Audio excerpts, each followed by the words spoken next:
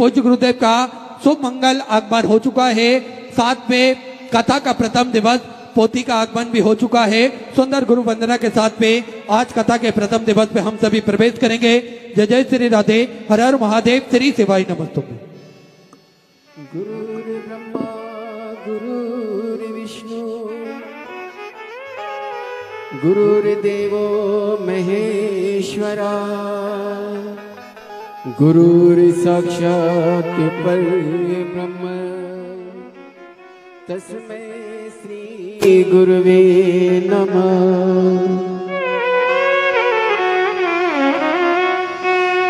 क्या कहूँ कौन सी दौलत है गुरु,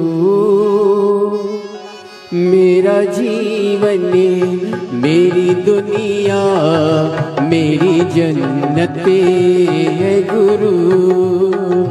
क्या कहूँ कौन सी दौलत है गुरु,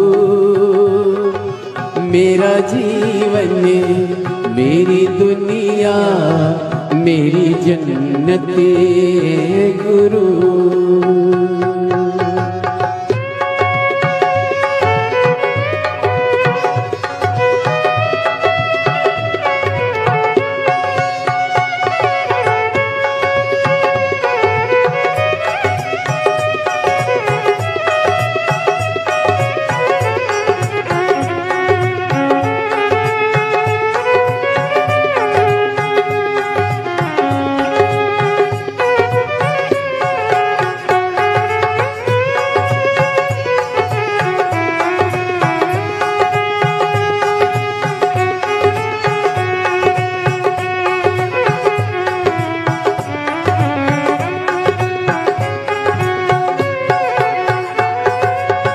बनाया इसने जीवन सारा, रोम रोम में इनका ही साया।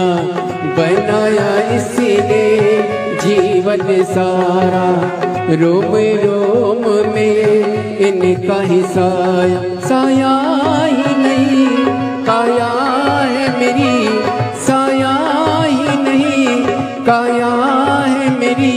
उपकार है इनका श्वासों पर, मेरी पूजा मेरी बरकत है गुरु। मेरा जीवन मेरी दुनिया मेरी जन्नत है गुरु। क्या कहूँ कौन सी दौलत है गुरु, मेरा जीवन मेरी दुनिया मेरी जन्नत है गुरु। बोली ब्रह्म जी गुरुदेव की जय। जय जय श्री राधे। सभी भक्तों को हर हर महादेव सदा जय जय के साथ श्री शिवाय नमस्तुभ्यं। पूज्य गुरुदेव का आगमन हो चुका है। गुरुदेव व्यासपीठ पर मचासीन हो चुके हैं। आप सबकी तरफ से व्यासपीठ को नमन करते हुए हम सबके प्रिय, हम सबके लाडले ठाकुर कल्लू जी महाराज के चरणों में नमन करते हुए परम सत्य परम आदरणीय विश्वविख्यात पूज्य गुरुदेव के पावन चरणों को नमन करते हुए और आप सभी शिव भक्तों के चरणों में नमन करते हुए सुंदर आज कथा के हम सभी प्रथम दिवस पे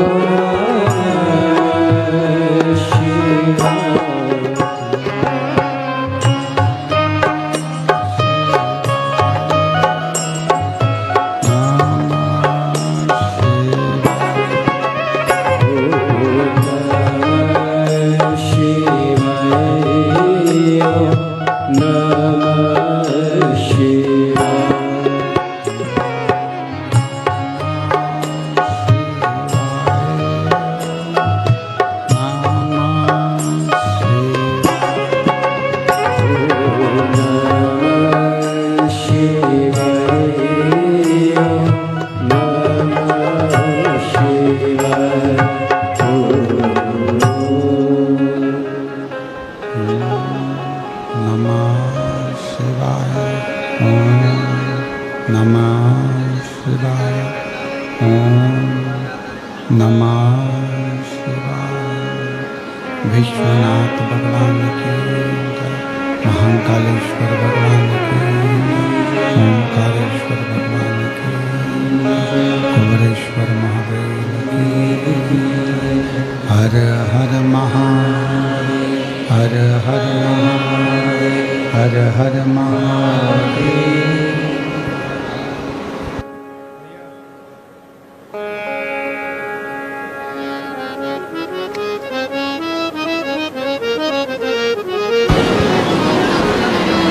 शंभु बाबा देवादिदेव महादेव भगवान शिव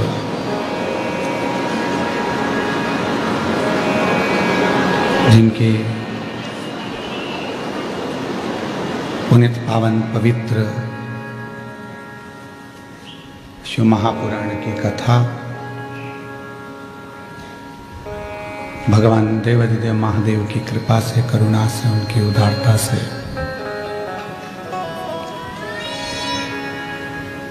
जलगांव की इस पवित्र पावन संतों की भूमि, जहां भगवान देवादिदेव महादेव की कृपा और करुणा से ऑनलाइन शिव महापुराण की कथा सभी शिव भक्तों को श्रवण करने का सौभाग्य बाबा देवादिदेव महादेव की कृपा से प्राप्त हुआ है। यदि मौका मिला है शिव महापुराण की कथा को श्रवण करने का और आप आ गए यहां तक पहुंचे हैं, तो उस विश्वास के साथ सुनना कि मेरा देवादिदेव महादेव 7 दिन की जब कथा पूर्ण होगी तो 3 महीने के अंदर मेरा बाबा मेरी झोली खुशियों से भर दे। इस भाव से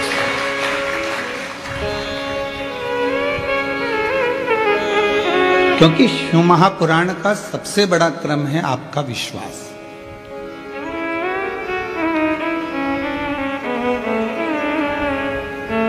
जिस समय पर मां गंगा जी ने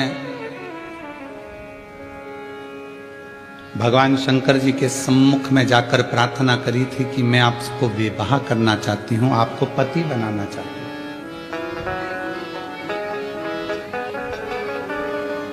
पर शिव जी कहते हैं कि गंगा, ये पार्वती जो तुम्हारी छोटी बहन है, तुम भी हिमालय की पुत्री हो, ये भी हिमालय की पुत्री है,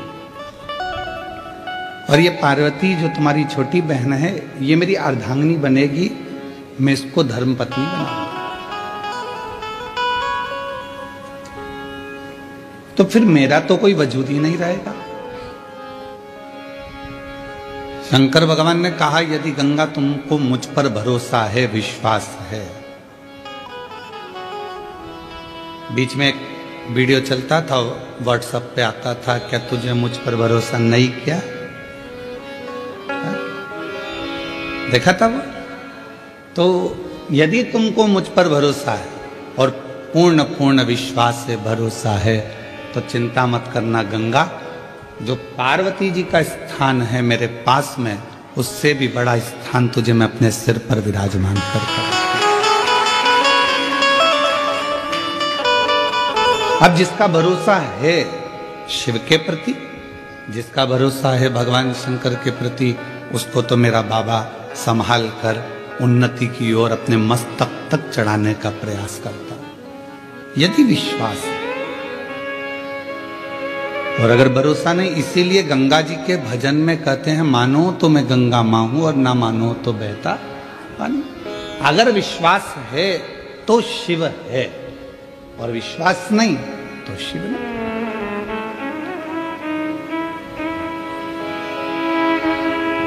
मेरे तुलसी बाबा जी ने तो शंकर भगवान को विश्वास ही कहा है कि आप विश्वास के साथ अगर शिव मंदिर में जा रहे हो, एक लोटा जल समर्पित कर रहे हो, शंकर भगवान को एक लोटा जल चढ़ा रहे हो, तो निश्चित है कि बाबा शिव आपकी मनोरथ, आपकी मनोकामना पूर्ण करेंगे। और अगर भरोसा ही नहीं है तो फिर शिव कहां?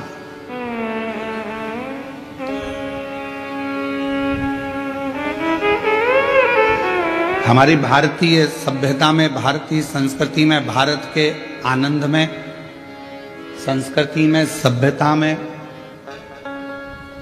भारतीय रीति रिवाज के अंतर्गत जितने भी संबंध है हमारे विश्वास के ही तो हैं, ये भरोसे के ही तो संबंध है। मां को होश नहीं रहता, बच्चा जन्म लेता है। पिता बाहर रहता, बच्चा जन्म लेता है। घर का कोई व्यक्ति भीतर नहीं रहता जब बच्चा जन्म लेता है, और डॉक्टर सिस्टर आकर तुम्हारी गोदी में बच्चे को दे देती है और कह देती है तुम्हारी औलाद है, और हम उसको औलाद मानते। विश्वास, भरोसा, और वो भरोसा निभा तो जन्मों जन्मों तक निभता चलेगा। ना लड़के को देखा ना लड़की को देखा, कौन लड़का है कौन लड़की है, बस संबंध पक्का हुआ, और संबंध पक्का होकर विवाह हुआ, भरोसे के साथ हम उसके ऊपर आश्रित होकर चले। विश्वास। एक रक्षा सूत्र हाथ में बंधा और कह दिया ये तुम्हारी बहन है, तुम इसके भाई हो, और हमने एक रक्षा सूत्र पर विश्वास कर दिया।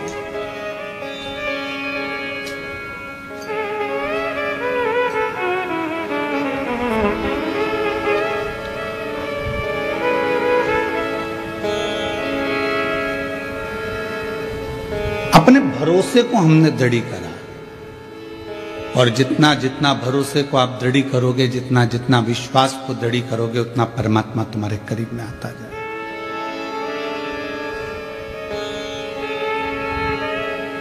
आज एकादशी से मध्य पूर्णिमा के बाद तक ये पवित्र कथा चलेगी। आप सभी को मालूम होगा,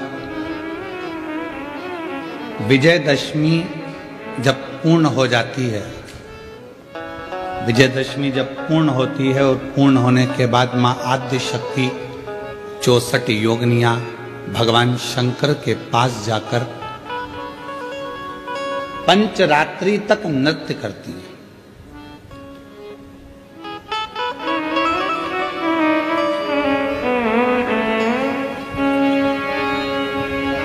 कई देवी धामों में, मां अंबा के मंदिरों में कहीं जगह पर एक कलश भराता है जिसको गर्भ कहते हैं, गरबा कहते हैं। ये नवरात्रि में अलग, ये गरबा अलग होता है जो विजयदशमी के बाद से प्रारंभ हो जाता है।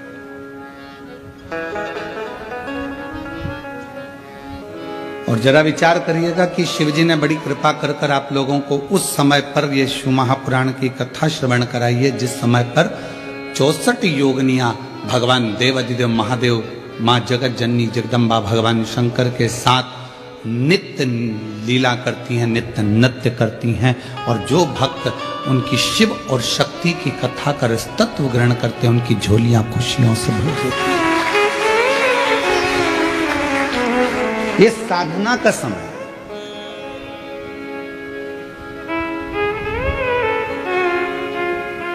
तुम्हारे पास में गाड़ी नहीं है, तुम्हें लोन से मिल जाएगी, जिसको चाहिए बता देना, ठीक है? कोई ना कोई बैंक से अपन बात करेंगे, लोन मिल जाएगा। आजकल तो बैंक आगे पीछे घूम रहे हैं, ले लो गाड़ी। अभी अभी दशहरा था, कितनी गाड़ी उठी, सब खुश हो रहे थे, सिर पे फेटा बांध बांध के गाड़ी दी गई। साहब हमने भी ली, हमने भी ली, हमने भी ली, ले तो ली, कब खींच के चली जाएगी मालूम नहीं पड़ेगा। लोन पे गाड़ी मिल सकती है, लोन पर मकान भी मिल सकता है, लोन पर जेवर भी मिल सकता है, लोन पर प्रॉपर्टी भी मिल सकती है, लोन पर आप फैक्ट्री भी डाल सकते हो, लोन पर आप बंगला भी बना सकते हो, पर लोन पर आप इज्जत प्राप्त नहीं कर सकते हो। इज्जत प्राप्त करने के लिए लोन नहीं मिलेगा, इज्जत प्राप्त करने के लिए तो स्वयं को कर्म करना पड़ेगा और श्रेष्ठ कर्म करना पड़ेगा। धन आ जाएगा, गाड़ी आ जाएगी, बंगला आ जाएगा, संपदा आ जाएगी, सब कुछ मिल जाएगा, पर इज्जत बनाना, इज्जत कमाना ये आपके हाथ में, आपके व्यवहार के हाथ में। इसलिए शिव महापुराण की कथा बीच बीच में वर्णन करती रहती है मत बुरे कर्म कर बंदे वरना पछताएगा। भगवान की आँखों से तू बच नहीं पाएगा, तू बच नहीं पाएगा। अरे ओ अज्ञानी मत कर नादानी, तेरे कर्म का फल भी तू ही पाएगा। जैसा किया तूने तेरे आगे आएगा। मत बुरे कर्म कर बंदे वरना पछताएगा। भगवान की आँखों से तू बच नहीं पाएगा, बच नहीं पाएगा। अरे ओ अज्ञानी मत कर नादानी, अरे ओ अज्ञानी मत कर नादानी। धन आ जाएगा लोन पर, गाड़ी आ जाएगी लोन पर, बंगला आ जाएगा लोन पर, जमीन मिल जाएगी लोन पर, जेवर बन जाएगा लोन पर इज्जत लोन से नहीं, आपके श्रेष्ठ कर्म से बनती है, अच्छे कर्म से बनती है। यह आपके ऊपर निर्भर करता है कि आप क्या करें।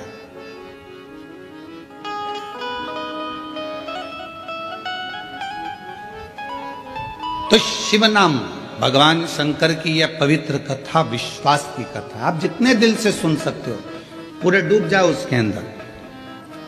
7 दिन हमें मालूम है पहला दिन थोड़ा भारी निकलता है, क्योंकि ये जो तुम्हारा 1 बजे से 4 बजे तक का जो समय है, बर्तन वर्तन मांज के सबको खाना खिला के स्कूल भेज कर ऑफिस भेज कर, ये समय तुम्हारा थोड़ी देर, और फिर पलंग पर धीरे धीरे मोबाइल चलाते चलाते नींद लग गई। 3:30 पौने 4 बजे उठोगे, फ्रिज खोलोगे, दूध निकालोगे, चाय बनाओगे बढ़िया, पीने के बाद में थोड़ी देर बैठ के गप्पे, फिर इसके बाद में कोई आ गया तो उनकी बात, फिर थोड़ा खाना पीने की तैयारी। अब उस बीच में सियोर वाला महाराज फंस गया, तभी इतना एडजस्ट करना पड़ेगा। पहला दिन इसलिए थोड़ा भारी रहता है, तो सावधान इंडिया, तो थोड़ा पहले दिन वाले जरा सावधानी से सुनना है, बहुत सावधानी से। और जो दीवार के किनारे किनारे बैठे हैं, थोड़ा सावधान आप ज्यादा रहना, ठीक है, क्योंकि कुंभकर्ण की 2 धर्म पत्नियां थीं, एक निंद्रा एक करकटी। करकटी का पुत्र भीम था, जिसका संगार भगवान शिव जी ने किया तो भीमा शंकर हुआ, 12 ज्योतिर्लिंग में से एक ज्योतिर्लिंग। और दूसरी थी निंद्रा। जब कुंभकर्ण मर गया तो निंद्रा रो रही थी, बहुत विलाप कर रही थी, तो राम जी ने पूछा तुम क्यों रो रही हो, मेरा पति मर गया, मैं किसको सुलाऊंगी। तो राम जी ने कहा चिंता मत करो, शिव महापुराण की कथा जहां कहीं भी हो वहां धीरे से प्रवेश कर जाना, और जो बिल्कुल आराम से टिक कर बैठा हो उसको सुना लेना। तो वो आती जरूर है थोड़ा थोड़ा झपका लेने के लिए, तो थोड़ा सावधान रहिएगा। तो हर हर शिव कृपा, एक विश्वास शिव के प्रति रखिए, भगवान शंकर के। गंगा मैया ने भगवान देवादिदेव महादेव से कहा कि क्या आप मुझे स्वीकार करोगे? क्यों नहीं, क्यों नहीं स्वीकार कर सकते? अगर विश्वास है, भरोसा है, दृढ़ता है और तुम्हारा पूर्ण भरोसा है तो मैं तुम्हें स्वीकार करूं। चली गई गंगा मैया, तब साधना में लीन हो गई। समय आया, भागीरथ बाबा ने तप किया 60,000 काकाओं के उद्धार के लिए। वो तो भागीरथ जी थे, जिन्होंने अपने 60,000 काकाओं के उद्धार के लिए तप किया और गंगा जी को पृथ्वी पर लेकर आए। शिव महापुराण की कथा तो यह कहती है कि आप किसी का उद्धार नहीं कर पा रहे तो कम से कम इस आत्मा का कल्याण तो करो, अपने आप का तो उद्धार करो, कुछ अच्छा अपने लिए कर चलो। दुकान पर बैठकर जो तुमने कमाया, ऑफिस में बैठकर जो तुमने कमाया, उसका भोग तुम्हारी पत्नी भी करेगी, तुम्हारा परिवार भी करेगा, तुम्हारे बच्चे भी करेंगे, तुम्हारा कुटुंब भी करेगा, भाई भी करेगा, माता भी करेगी, पिता भी करेगा। दुकान पर बैठकर नौकरी में जो कमाया उसका भोग सब करेंगे, तनख्वाह के हकदार सब रहेंगे।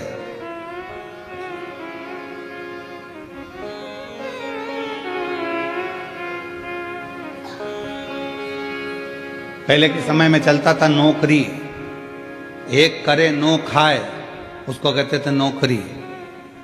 फिर आई चाकरी, एक करे चार खाए, चाकरी। आज के जमाने में चलती है तनख्वाह।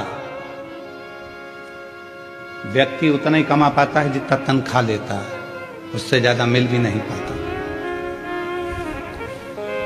पर जितना तुमने दुकान पर बैठकर कमाया, जितना तुमने नौकरी कर कर कमाया, उसका तो भोग तुम्हारी पत्नी भी करेगी, बच्चे भी करेंगे, सब करेंगे। पर किस तरह से कमाया है आपने, उसका कर्म का भोग तो केवल आप अकेले को करना, कोई दूसरा नहीं करना। पूछा जाएगा, हर श्वास का एक एक जवाब पूछा जाएगा। पूछते आपका और हमारा तो शुरू से ही आदत बनी हुई है। जब पढ़ते थे, स्कूल जाते थे, उस समय पर भी लोग पूछते थे, क्यों टीचर पूछते थे तुमने ये करके लाए कि नहीं लाए, तुमने ऐसा करा कि नहीं करा, हमने होमवर्क दिया था तुमने करा कि नहीं करा, ये लिखा कि नहीं लिखा, ऐसा करा कि नहीं। तो वो तो क्रम चालू रहता है। तो जब बचपन में टीचर पूछता था, बड़े होकर माँ बाप पूछते हैं, तू वहां गया था, क्या करा, कैसे करा। तो परमात्मा भी तो पूछेगा कि तू नीचे गया था, तुझे मृत्यु लोक में भेजा था और महाराष्ट्र की पवित्र भूमि पर जलगांव में तुझको भेज दिया था, जन्म दे दिया था, तूने वहां जाकर करा क्या, ये बता। सत्संग किया, संतों का सानिध्य किया, सेवा करी, कितनी करी, वो मुझे बता। तो पूछे,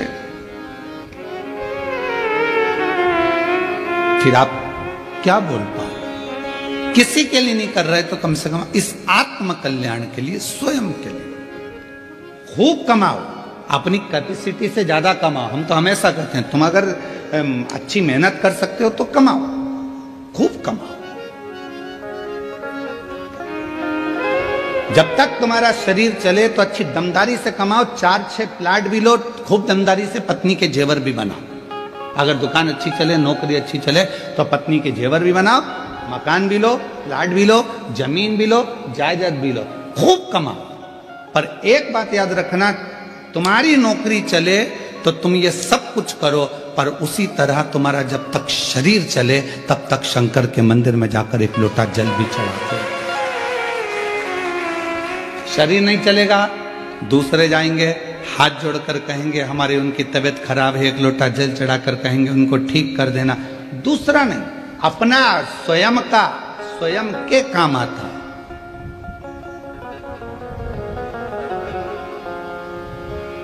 स्वयं का करो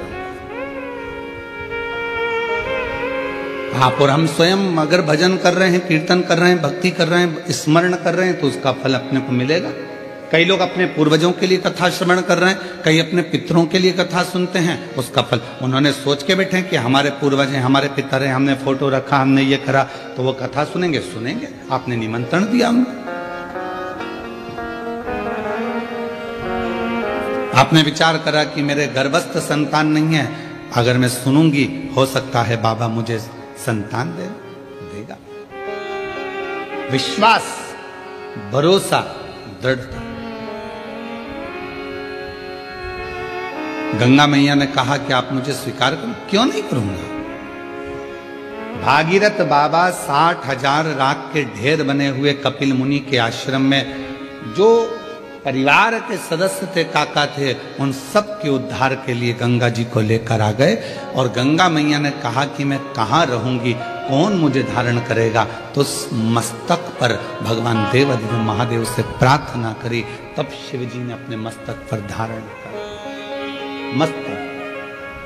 अब लोगों ने कहा क्या भगवान शंकर के मस्तक पर पूरी जटा के अंदर क्या गंगा जी आकर बैठ गई? शिव महापुराण की कथा कहती है कि पूरी जटा के अंदर गंगा नहीं है, केवल उस जटा में एक भगवान शंकर का केश ऐसा है जिस पे गंगा जी को लपेटा गया है। पूरी जटा के अंदर गंगा नहीं, एक केश, एक केश। भारत की भूमि पर 26,000 से ज्यादा नदियां, सरोवर, कुंड, तालाब, बावड़ी हैं। 26,000 से ज्यादा, और 26,000 नदियां, तालाब, बावड़ी, कुंड, सरोवर ये सब शिव जी की जटा में ही विराजमान, भगवान शंकर की जटा में ही।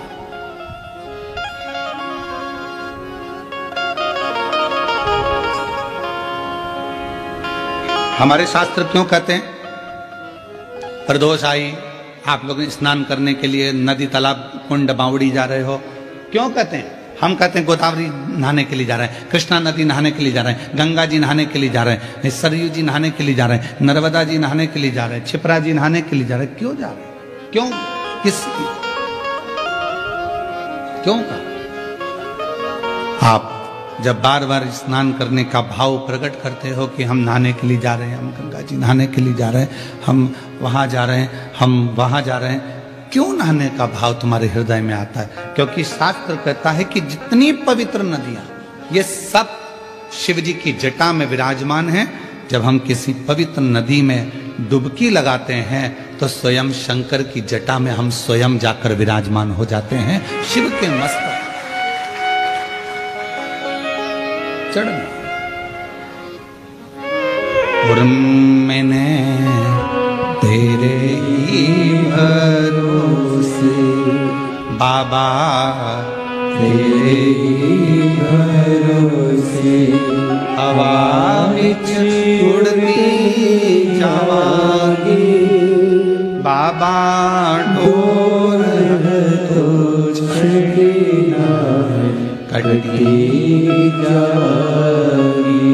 भोले मैं तेरी शंभु में तेरी हवा बिच उड़ती जावांगी बाबा, डोर तो छड़ना कटी जावांगी। भोले जब हम अच्छा कर्म करें तो परमात्मा के करीब में, जब हम किसी पवित्र नदी में स्नान कर रहे हैं परमात्मा के करीब में, जब हम किसी पवित्र नदी के तट पर, कुंड के तट पर, बावड़ी के तट पर जा रहे हैं परमात्मा के करीब में, भगवान के नजदीक में, भगवान के पास।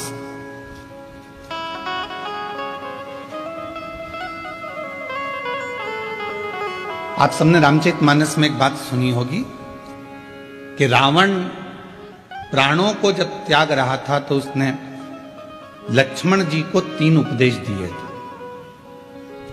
कितने उपदेश दिए हैं? 3। किसने भेजा था लक्ष्मण जी को रावण के पास? भगवान श्री राम। उसका सबसे पहला उपदेश कौन सा था?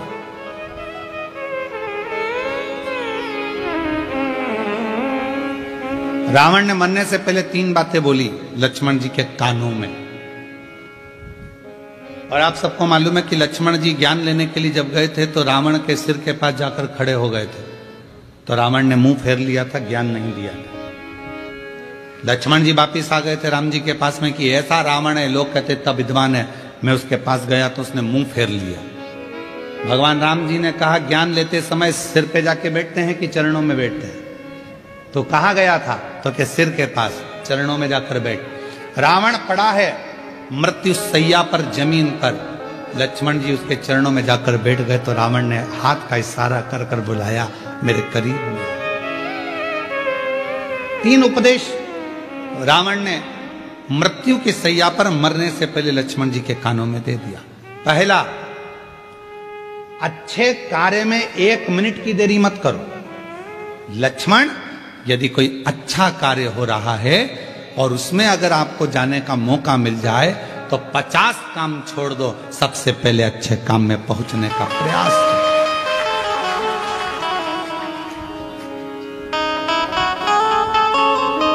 अच्छे काम में 1 मिनट की देरी मत करो। अच्छे कार्य में बिल्कुल देरी ना करिए। अच्छा कार्य करने का मौका मिला है तुरंत जाइए, भगवत भजन करिए, स्मरण करिए। किसी का भोजन कराने का मौका मिल जाए, किसी को पानी पिलाने का मौका मिल जाए। शिव महापुराण की कथा तो कितनी बड़ी बात कहती है कि किसी को अगर गिलास भी पानी का दिया जाए तो ये वाला हाथ को भी छोड़ा ना जाए, इसको भी टच कर लो। हो सकता है कि हमारा जब शरीर, हो सकता है कि ये जो आधा शरीर है, आधा भाग है मनुष्य का शरीर, जो आधा भाग किसी काम को नहीं कर पाता, तो मरने से पहले आधा तन काम करना बंद कर देता है। लोग उसको पैरालिसिस कह देते हैं।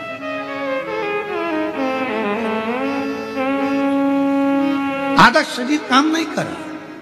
जब भगवत भजन का समय आया, सत्कर्म का समय आया, हम भोजन करा रहे थे, एक हाथ से दे दिया, दूसरा हाथ टच ही नहीं कर पाया। एक हाथ से पानी का गिलास उठा कर दे दिया, पानी भी नहीं पिला पाया। ये आधा अंग किसी काम का नहीं आया। लोगों ने कहा ये लेफ्ट भाग है ना, ये किसी काम का नहीं होता, ये बेकार भाग है। तो कहा इसको अच्छा बनाने के लिए क्या करना पड़ेगा? तो कोई प्यासे को जब पानी पिला रहे हैं तो दोनों हाथों से उस जल के पात्र को दीजिए। यहां तक हमारे पूर्वजों में, हमारे पुरखों में ऐसा नियम चलता था। पूर्वजों में अगर कोई पानी पीता था, ऐसे मुख लगाकर पानी पीते थे, तो लोटे से पानी देने वाला दोनों हाथों से पानी डालता था और पीने वाला एक हाथ से पीता था। क्यों?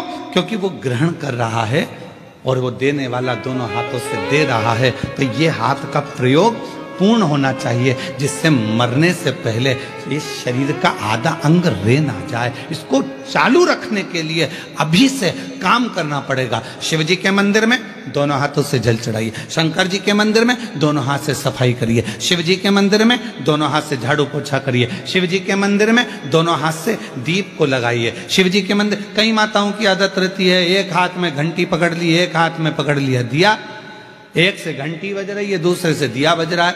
पर हमारे यहां पर यहां तक कहा गया कि प्रथम आरती प्रारंभ होने से पहले मंदिर के घंटी को नाद करिए और नाद करने के बाद थोड़ी देर दोनों हाथों से दीप जलाकर उसको घुमाइए। अर्थात भगवान के सामने ये दोनों हाथों का सदुपयोग करिए, प्रयोग करिए। उसके बाद फिर भले एक हाथ में दिया ले लो, एक हाथ में घंटी ले लो, चल जाएगा, पर ये दोनों हाथों का सदुपयोग होना चाहिए।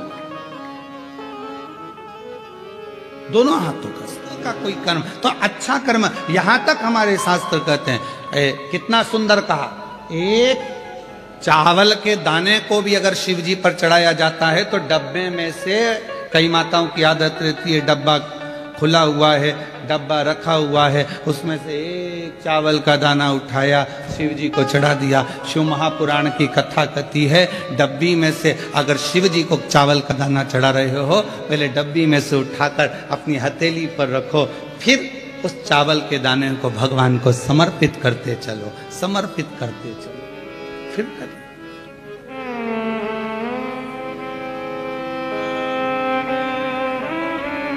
ये शरीर आधा ना रह जाए, आधा ना रह जाए।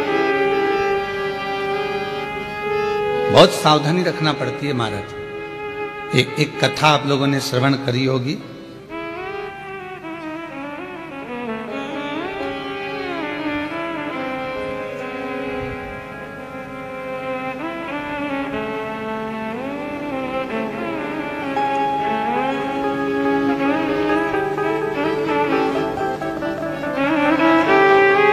अंत्री ऋषि और अनसुईया माता की।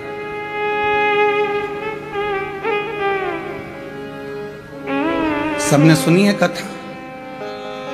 ब्रह्मा, विष्णु और महेश, इन तीनों के घर में बच्चे बने थे। सुनी है ना सबने, श्रीमद् भागवत में तीनों बच्चे बने। ब्रह्मा जी के अंश से स्वयं चंद्रदेव, भगवान विष्णु जी के अंश से स्वयं दत्तात्रेय और भगवान देवाधिदेव महादेव के अंश से दुर्वासा। सुनिए सबने कथा।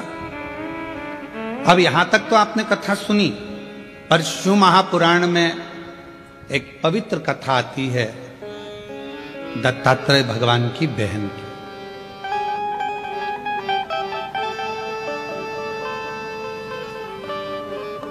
चंद्रदेव की बहन की, दुर्वासा जी की बहन की एक पवित्र कथा थी। और ये कथा यदि आपको पढ़ना है, ये कथा गुरुजी कहां से बोल रहे हो तो ऋग्वेद में से बोल रहे हैं इसको। ये ऋग्वेद की कथा है और इस कथा का अगर आप स्मरण करेंगे ऋग्वेद में, अगर इसको पढ़ेंगे तो ये कथा आपको मिलेगी और बड़ी सुंदर कथा है, बड़ी सुंदर। ऋग्वेद का ये पवित्र चरित्र आंत्री और अनसुईया मैया के तप साधना से, इनके तप करने से, इनकी साधना करने से इन्होंने भगवान ब्रह्मा विष्णु महेश तीनों की साधना करी थी और तीनों को पुत्र के रूप में प्राप्त किया था। तीनों कथा थी एक बड़ी सुंदर की। एक बार देव ऋषि नारद जी माता लक्ष्मी जी के यहाँ पहुंच गए थे और माँ लक्ष्मी जी के यहाँ जाकर देवऋषि नारद जी ने कहा, माँ बहुत भूख लगी है, कुछ भोजन मिलेगा क्या? माता लक्ष्मी जी अंदर गई, मोतीचूर का लड्डू लेकर आई और मोतीचूर का लड्डू लाकर माता लक्ष्मी जी ने तुरंत नारद जी को दिया। नारद जी ने खाया। खाते से नारद जी बोले, मैया लड्डू में मजा नहीं आया, अब तो लक्ष्मी जी के कांटे से खून नहीं। लक्ष्मी जी ने कहा, खा गया 4 और बाद में कह रहा है कि आनंद नहीं आया।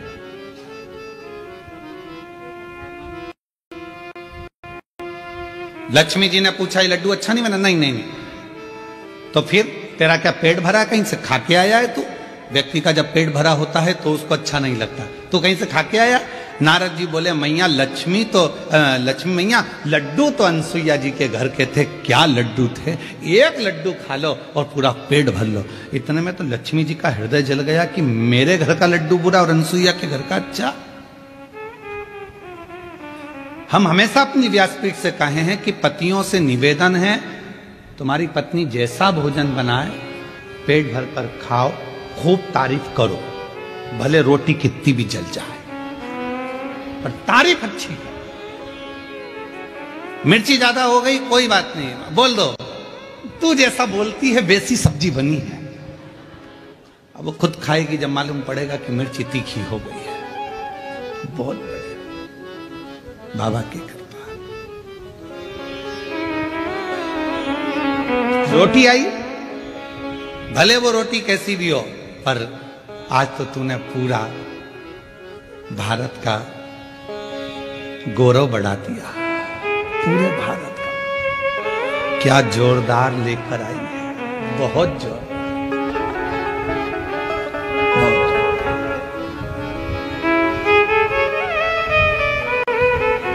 कभी भी मत कहना कि ये अच्छी चीज नहीं बनी है, बहुत जोरदार, बहुत जोरदार। अब लक्ष्मी जी को कहकर नारद जी पहुंच गए माता वीणा देवी के पास में, माँ सरस्वती के यहाँ। मैया भूख लगी है, वहां पर भी कहा है कि लक्ष्मी जी के यहाँ का लड्डू भी ठीक नहीं था, आपके घर का भी लड्डू ठीक नहीं है, लड्डू तो अनसुईया जी के घर का। पार्वती जी के यहाँ पहुंच गए। पार्वती मैया लगी थी, आकड़िया की रोटी बनाई, काकड़िया की साग, पर से माता पार्वती जी पावे बोला, पावे बोला। अब माता ने भोजन बनाया और नारद जी से कहा कि ये भोजन ग्रहण करो, ले। अब नारद जी भोजन ग्रहण करने के लिए बैठे और जो मैया ने रोटी दी पाने के लिए, और मैया रोटी दी और नारद जी जैसे ही खाने के लिए बैठे, और खाने के बाद में नारद जी बोले, पहले तो खा ली खूब डपट के, खूब अच्छे से खाई दमदारी से हो। उसके बाद बोले, मैया क्या भोजन था अनसुईया जी के घर का, इतना शानदार भोजन, पूछो मत, पूछो ही मत। दुनिया के लोगों की आदत रहती है, शादी वाले के यहां जाते हैं, खूब डपट के खाते हैं, फिर भी चलते चलते कहते पानी पूरी का पानी अच्छा नहीं था। चलते चलते वो इडली तो इतनी कड़ली बनी थी ना, खा गई 4 और बाद में करे कि वो इडली कड़ली रह गई थी, पकी नहीं थी। थोड़ी और सीज जाती तो अच्छी हो जाती। क्योरी बिंदड़ी सही है कि गलत है? अब वो बिंदड़ी भी हाँ कर रही, हाँ मम्मी बिल्कुल सही बात। खा गई। तीनों देवियां इकट्ठी हो गई एक जगह पर और तीनों ने विचार करा, क्यों नारद आया था क्या? हाँ। क्या कह रहा था? बस लड्डू खा के चले गए और अनसुईया जी है, कोई उनका गुणगान कर रहा था। अनसुईया? मेरे पास भी बोला, मेरे पास भी बोला परीक्षा लेना चाहिए। किसको भेजेंगे? तीनों देवताओं को भेज दो। ब्रह्मा विष्णु महेश के पीछे पड़ गई तीनों देवियां, जाओ जरा परीक्षा लेकर आओ। अनसुईया जी के दरवाजे पर जाना नहीं चाहते थे क्योंकि वो पतिव्रता धर्म का पालन करने वाली थी। वो पति को परमेश्वर के रूप में पूजती थी। हम कैसे उसके यहां चले जाएं, कैसे परीक्षा लें? बहुत कठिन है परीक्षा। जैसे लिंग पुराण में एक शब्द आता है, वेद व्यास जी वर्णन करते हैं लिंग पुराण के अंतर्गत कि शंकर जी के मंदिर में जो प्रतिदिन जाकर दर्शन करता है उसकी जिंदगी में कभी अंधेरा नहीं आता है। लिंग पुराण में वेद व्यास जी कहते हैं जो शिव के मंदिर में जाकर प्रतिदिन दर्शन करता है, शंकर के मंदिर के सम्मुख में पहुंचकर हर हर महादेव कहता है, उसकी जिंदगी में कभी अंधेरा नहीं आता। वो कभी गम में, दुख में, तकलीफ में, कष्ट में नहीं डूबता है। देवाधिदेव महादेव उसको हर पल ज्ञान का प्रकाश, लक्ष्मी का प्रकाश, भक्ति का प्रकाश देते ही रहते हैं। ये लिंग पुराण कर रही है, ये लिंग पुराण वर्णन कर रही है। देव ऋषि नारद जी ने जो करा वो ठीक नहीं करा। ब्रह्मा विष्णु महेश तीनों से कहा देवियों ने, जाओ जरा परीक्षा लो, तीनों परीक्षा लो। जाने के लिए कोई राजी नहीं हो रहा क्योंकि वो अनसुईया है, पतिव्रता धर्म का पालन करने वाली, पति को परमेश्वर मानने वाली। उनके यहाँ कैसे चले जाएं, कैसे जाकर हम परीक्षा लें? पर जाना पड़ा। धर्म पत्नी कह रही थी तो पहुंचे। पर देवियों हम जा तो रहे हैं पर इस वेश में नहीं जाएंगे, तुम कोई भी रूप रख कर जाओ। तीनों ने संतों का वेश धारण कर लिया। जाकर आवाज लगाई, माँ भिक्षाम देही। माता बाहर निकल कर आई, बाबा मैं अभी भिक्षा लेकर आती हूँ। अनसुईया मैया अंदर गई, भिक्षा लेकर आई, तीनों की झोली में भिक्षा देने लगी। इतने में तीनों ने कहा, माँ हम ऐसे भिक्षा नहीं लेते, आप अपने वस्त्र उतार कर आइए। नग्न वेश में आओगी तब हम भिक्षा ले सकते, तब हम भिक्षा प्राप्त करें। ना ना ना ना बाबा, कोई नारी पर पुरुष के आगे वस्त्र विहीन कैसे आ सकती है? ये तो मर्यादा के अनुकूल नहीं है, ठीक नहीं है।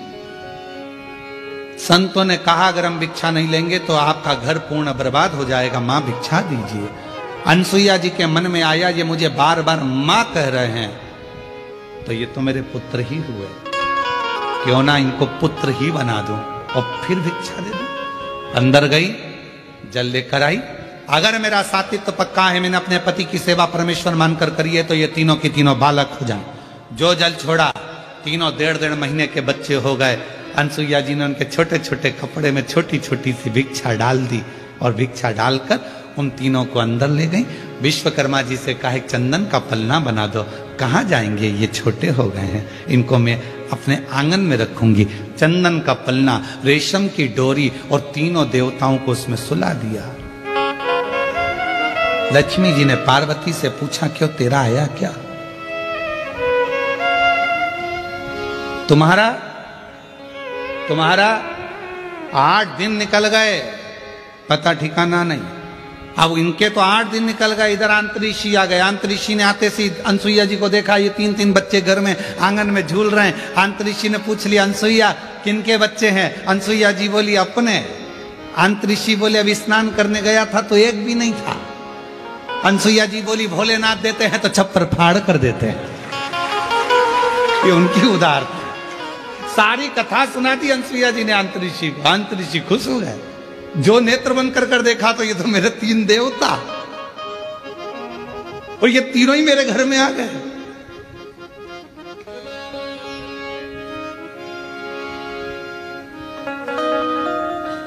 अरे भाई,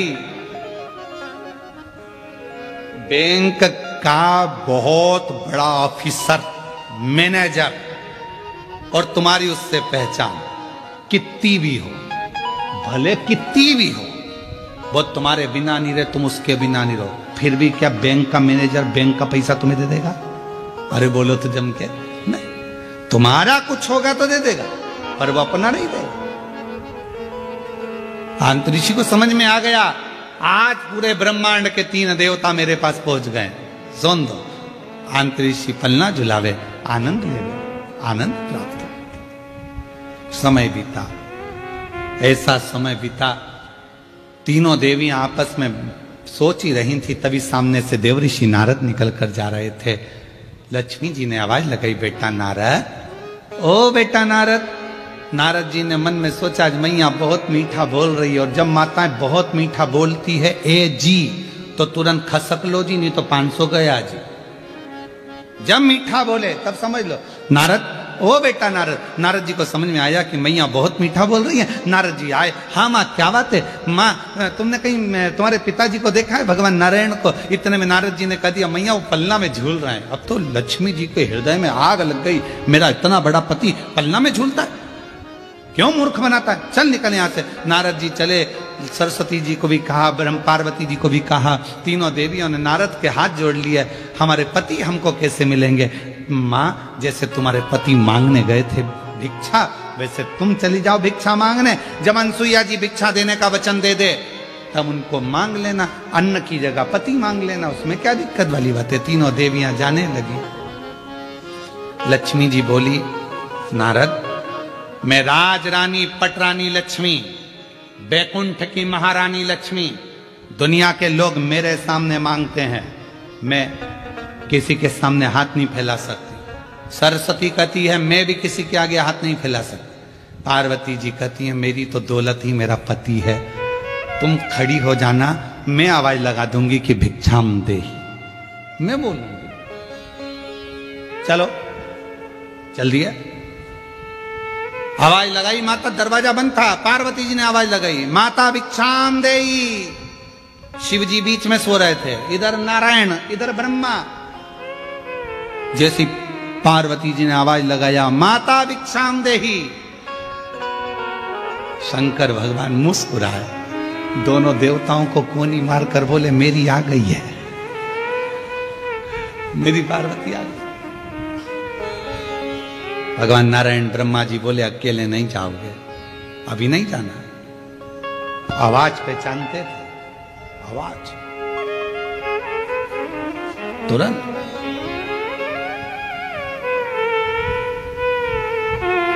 अनसुईया जी ने दरवाजा खोला, 3 देवियों को देखा, क्या बात है?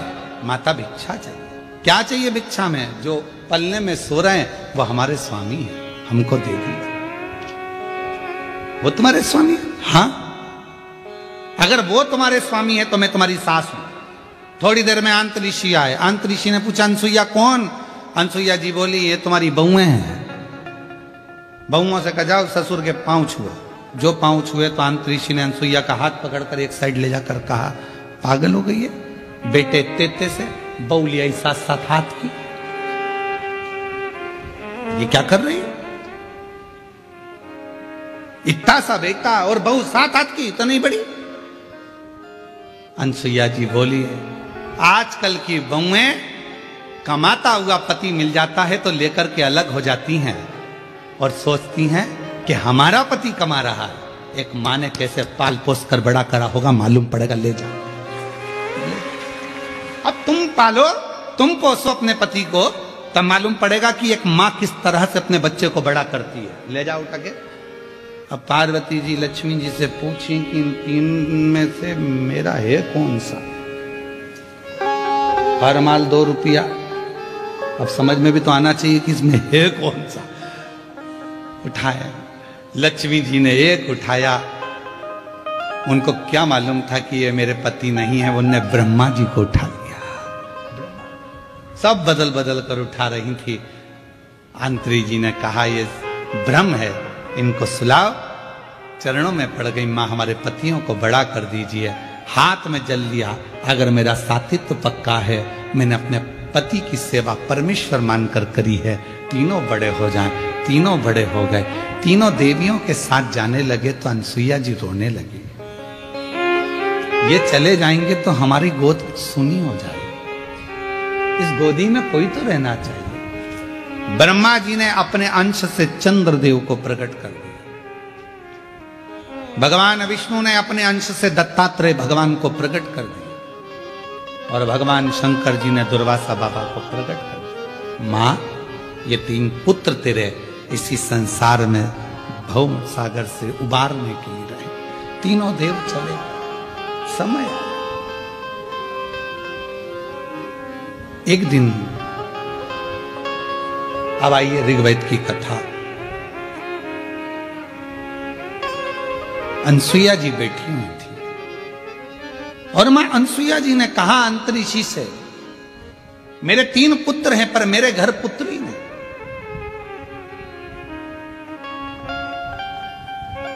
मेरे घर में पुत्री का भाव नहीं। और मैंने सुना है शास्त्रों में, अगर घर में बेटे हैं और घर में अगर बेटी नहीं है तो वो घर बिना कन्यादान के हमेशा सूना की सूना ही रहता है। कन्यादान के लिए बेटी का होना जरूरी है, बिना बेटी के कन्यादान सूना है। आप दुनिया का सारा दान कर लो, अन्न दान कर लो, वस्त्र दान कर लो, मुद्रा दान कर लो, स्वर्ण दान कर लो, भूमि दान कर लो, गौ दान कर लो, सारे दुनिया के दान कर लीजिए। अगर आपने जिंदगी में कन्यादान नहीं करा तो आपकी जिंदगी में सब, कहते हैं कुंभी पाक नरक में एक नरक का सिरा ऐसा होता है जिस नरक के सिरे को पार करने के लिए बेटी का कन्यादान करना जरूरी होता है। इसलिए हम शिव महापुराण की कथा में हर पल हर घड़ी बेटियों को संकल्प दिलाते रहते हैं, बेटियों से कहते रहते हैं तुम कितनी भी अच्छी पढ़ाई करो, कितने भी अच्छे कॉलेज में रहो, कितनी भी अच्छी एजुकेशन करिए, कितनी भी अच्छी नौकरी करिए, कितने भी तुम्हारे दोस्त बन जाए, पर मेरा बेटियों से हमेशा निवेदन रहा है। और आज भी ऑनलाइन शिव महापुराण की कथा जो जलगांव से चल रही है, आप सब बेटियों से निवेदन करूंगा कि निवेदन है अपने माँ बाप को कन्यादान का मौका जरूर देना, किसी एरे गेरे नत्थु खेरे के साथ ना जाना। अपने माँ बाप को कन्यादान का मौका दीजिए। बहुत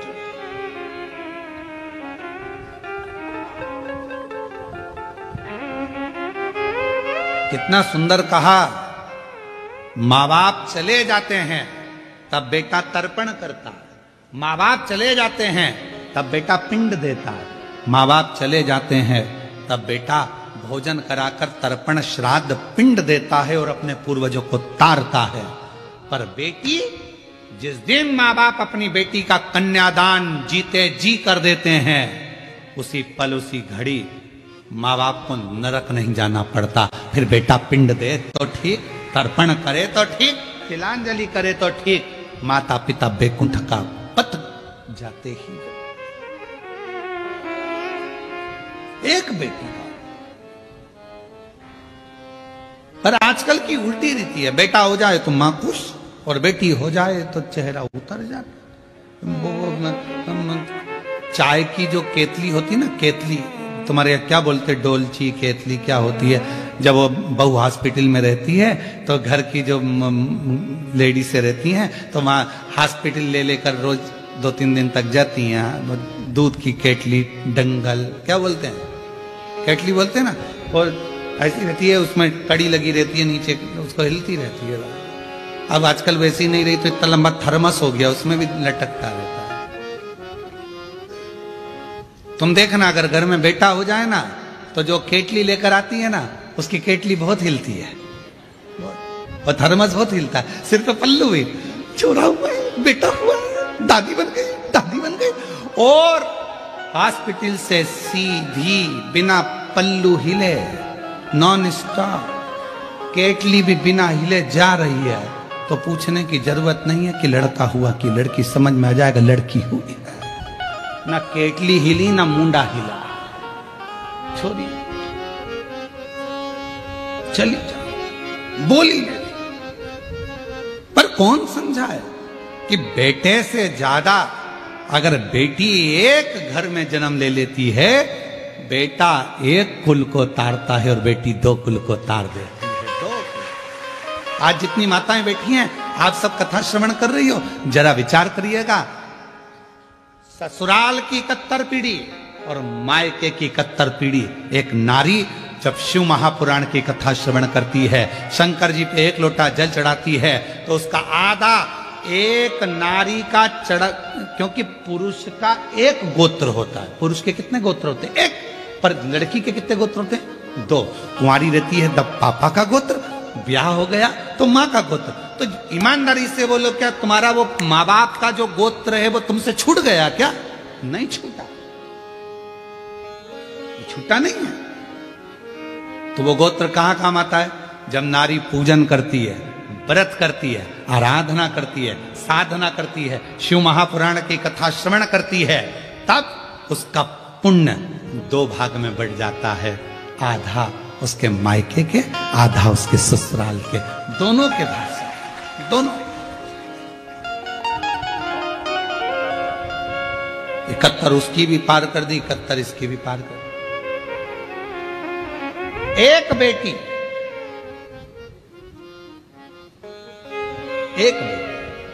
दोनों कुल को पार कर, दोनों। दीदी हम धन्यवाद देंगे आपको, ममता श्रीकांत बोडरे माली जी। ये कथा होती सीहोर से ऑनलाइन, पर आपको साधुवाद इसलिए देंगे कि आप इस कथा को खींचकर जलगांव से लेकर, और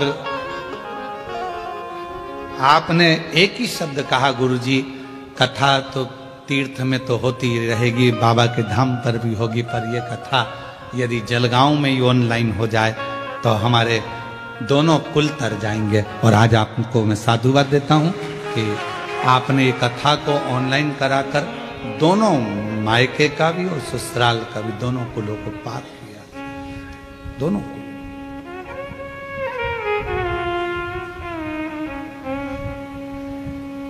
और कोई पिछले जन्म के अच्छे कर्म मुझे बाबा तेरा साथ मिला, कोई पिछले जन्म के अच्छे कर्म मुझे बाबा तेरा साथ मिला। जहाँ सारी दुनिया झुकती है, जहाँ सारी दुनिया झुकती है, मुझे वो आली दरबार मिला, दरबार।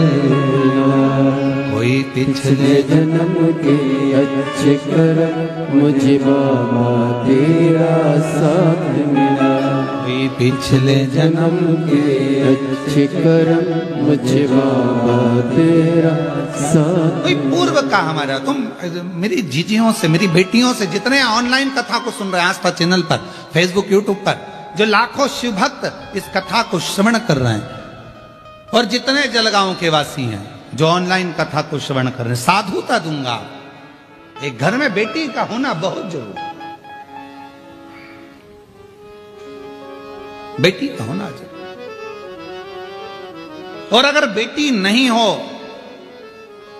तुम्हारे परिवार में, तुम्हारे कुटुंब में कोई बेटी किसी के यहां 2-3 हो, तो उससे कह दो एक बेटी को मैं पढ़ाऊंगी, मैं पढ़ाऊंगी इस बेटी को, इसका पढ़ाई का खर्चा मैं उठाऊंगी, कॉलेज में पढ़ाऊंगी, इसको पैसे मैं दूंगी, और कन्यादान भी, कन्यादान एक मौका कन्यादान का मिले। और बेटियों से निवेदन है, अपने माँ बाप को तुम खूब पढ़ो, खूब उन्नति करो, खूब आगे बढ़ो, पर एक निवेदन है, अपने माँ बाप को कन्यादान का मौका जरूर, कन्यादान बहुत जरूरी है। कन्यादान। अनसुईया जी ने कहा कि आंत्री बाबा मेरे घर में बेटी नहीं और मेरे बेटे ये चले जाएंगे, तो बेटी का होना जरूरी है। बेटी का, तब अनसुईया जी के भाग्य में बेटी का सुख नहीं था। आंतरिक ऋषि ने कह दिया कि तुम्हारे यहाँ बेटी का सुख नहीं, ये देवता भी आए हैं, तुम्हारे पुत्र बनकर, बेटे बनकर आए हैं, बेटी का सुख तुम्हारे, पर मानी नहीं, मानी नहीं। समय आया, अनसुईया जी के घर में एक बेटी का प्रागट्य हुआ। ऋग्वेद कह रहा एक बेटी का प्रागट्य। उस बेटी का नाम रखा अपाला। क्या नाम था? अपाला। कोई तुमसे पूछे कि दत्तात्रेय भगवान की बहन का नाम क्या है तो क्या बताओगे? अपाला। कोई तुमसे पूछे चंद्रदेव की बहन का नाम क्या है? अपाला। कोई तुमसे पूछे दुर्वासा जी की बहन का नाम क्या है? एक बेटी ने जन्म लिया, उसका नाम था अपाला।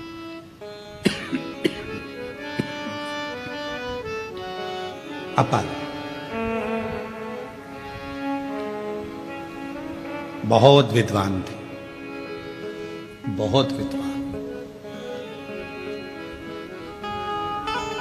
लड़का चलना सीखता है हाथ पकड़कर,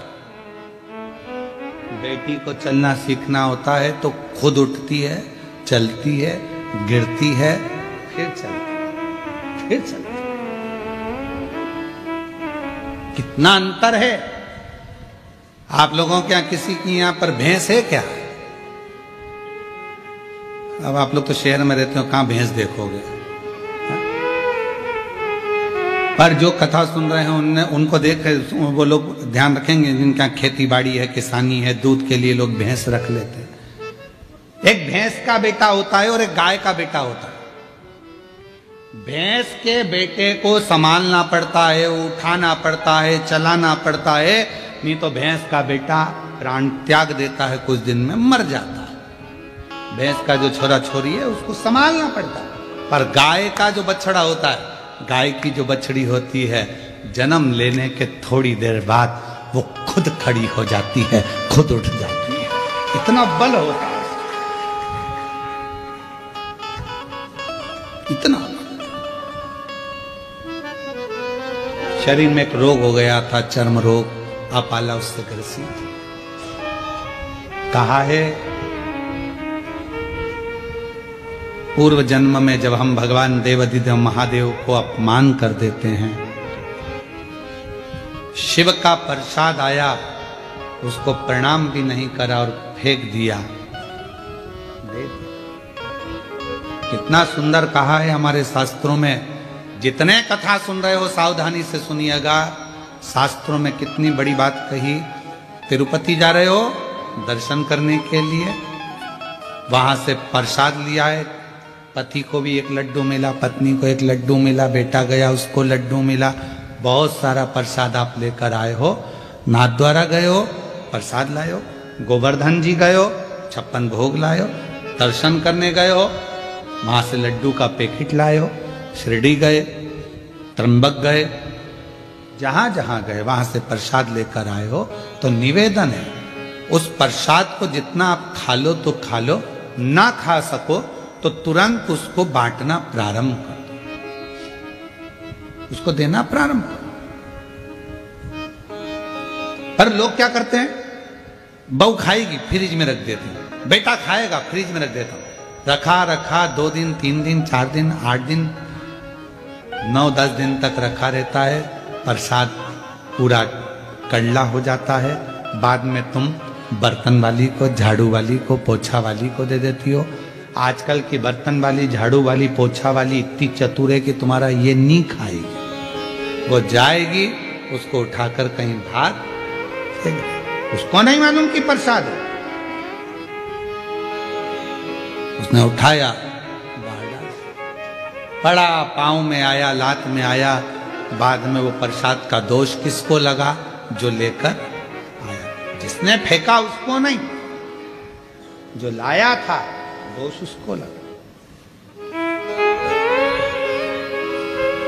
तुमने तो गाय दान करी, और वो गाय अगर दुख पाएगी तो दोष किसको लगेगा? जिसने गौदान करी। तुमने कन्यादान करा, कन्या को दुख आया तो दोष किसको लगेगा? जिसने कन्यादान करा। तुमने तो भिखारी के कटोरे में पैसा दिया उसके भोजन के लिए, उसने मदिरा में लगा दिया, मांसाहार में लगा दिया, जुए में लगा दिया, दुख किसको होगा? जिसने दान किया।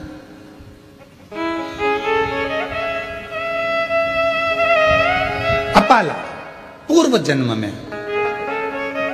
अनसुईया जी अंतरिषि से कह रही है मेरी बेटी ने जन्म लिया पर इसके शरीर में ये चर्म रोग हो गया, इसका शरीर ऐसा, इसका शरीर ऐसा हो गया। कहा आंतरी ऋषि हाथ जोड़कर बोले, ए अनसुईया, पूर्व जन्म में अपाला जिसने शिव जी का अपमान करा था, शंकर भगवान का यदि अपमान, शंकर भगवान की निंदा, शिव जी के लिए अपशब्द जब हमारे मुख से निकलता है तो शरीर रोगीला जन्म ले लेता है, रोगीला जन्म। फिर वो रोग से छूटेगा कैसे? कितना सुंदर बात कही, डॉक्टर ने कह दिया कि गर्भ में बच्चा है पर धड़कन नहीं आ रही है, गर्भ में बच्चा है पर इसका शरीर में ऐसा लगता है कि इसके दिल में छेद है, शरीर में बच्चा है, इसका पांव काम नहीं कर रहा, ऐसा लग रहा है इसका अंग नहीं बना, पूरा शरीर नहीं बना। तो शिव पुराण क्या कहती कि शिव को जल चढ़ाना प्रारंभ करो, शंकर के मंदिर जाना चालू कर दो, डॉक्टर की दवाई लो, डॉक्टर का इलाज करवाओ, जैसा बोले डॉक्टर उसके अनुसार चलिए, पर साथ में शंकर जी की आराधना करना प्रारंभ कर दो। क्यों?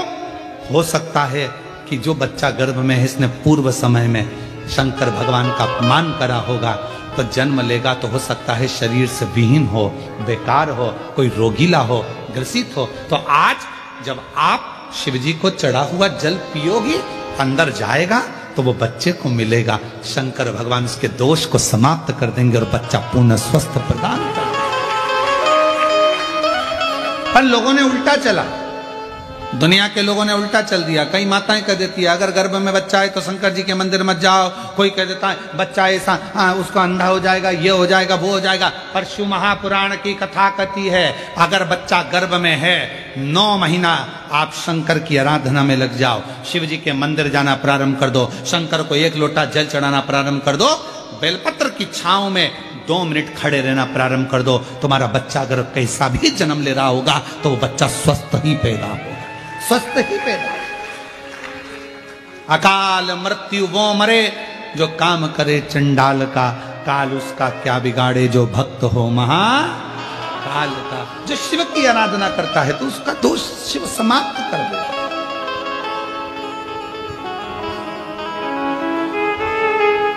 पूछा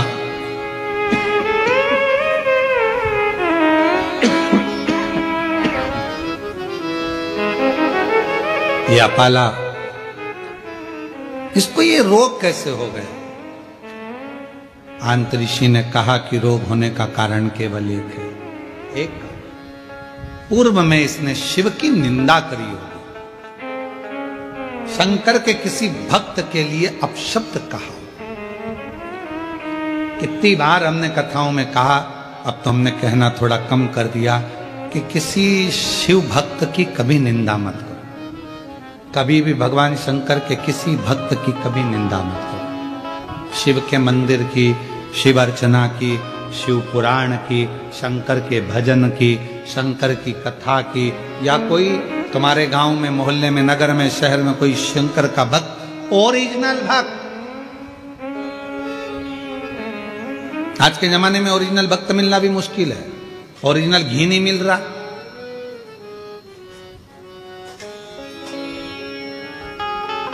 ओरिजिनल चाय की पत्ती नहीं मिल रही, ओरिजिनल सब्जी नहीं मिल रही, तो ओरिजिनल गुरु मिले कहां से, ओरिजिनल भक्त मिले कहां से? फिर मिलते हैं डुप्लीकेट। टीवी खोलो तब मालूम पड़ता है अरे वाह इतने बड़े, और इन्होंने ऐसा कर दिया, तब समझ में आता है ओरिजिनल ढूंढ ही नहीं पाए हम तो चमक और धमक में रह गए, सत्य तक नहीं पहुंच पा रहे। ओरिजिनल कोई शिव का भक्त मिल जाए, कोई शंकर का उपासक मिल जाए, कोई शिव का स्मरण करने वाला मिल जाए, कोई शंकर की आराधना करने वाला मिल जाए, कोई शिव का गुणगान करने वाला मिल जाए, निंदा से परे हो जाए, निंदा से, निंदा से। और महाराज महादेव नमन चरणों स्वीकार कीजिए, सबका किया है मेरा भी उद्धार कीजिए, उद्धार कीजिए। हे त्रिपुंडधारी, हे त्रिशूलधारी, हे त्रिपुंडधारी, हे त्रिशूलधारी। चरणों में तेरे बाबा जी पावन है चरोदा। चरणों में तेरे बाबा जी पावन है चरोदा। तेरी देव करते वंदना पूजे सीताराम। तेरी देव करते वंदना पूजे सीताराम। हो जाए पूरी कामना, हो जाए पूरी कामना। उपकार कीजिए सबका किया है मेरा भी उद्धार कीजिए। उद्धार कीजिए। हे त्रिपुंडधारी, हे त्रिशूलधारी, हे त्रिपुंडधारी, हे त्रिशूलधारी। बाबा से प्रार्थना करो, कोई बुराई करे शिव जी की दूर हो जाओ, शिव महापुराण की बुराई करे दूर हो जाओ, शिव भक्त की बुराई करे दूर हो जाओ। ना सुनना ना कहना, हाजी भी नहीं कहना, होंकारा भी नहीं भरना।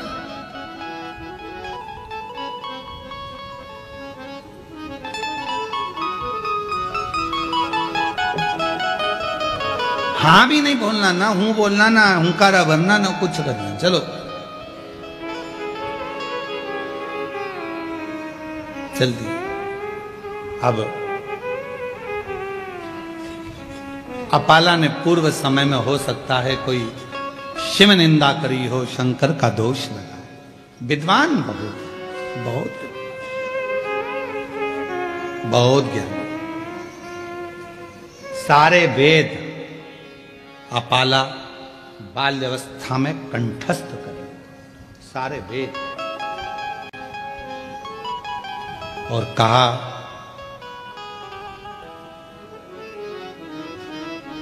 अपाला ने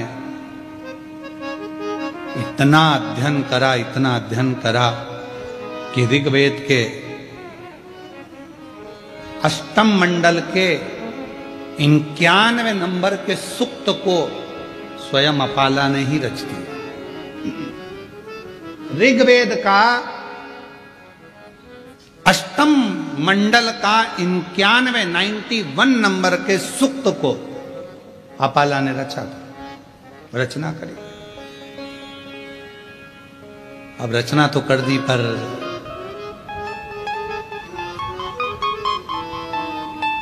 माता अनसुईया जी ने कहा कि बेटी का विवाह कैसे होगा, शरीर में चर्म,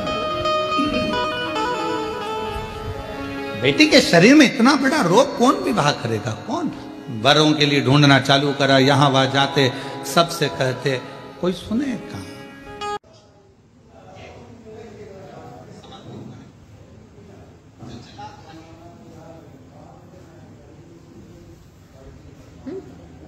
इतना नहीं बस।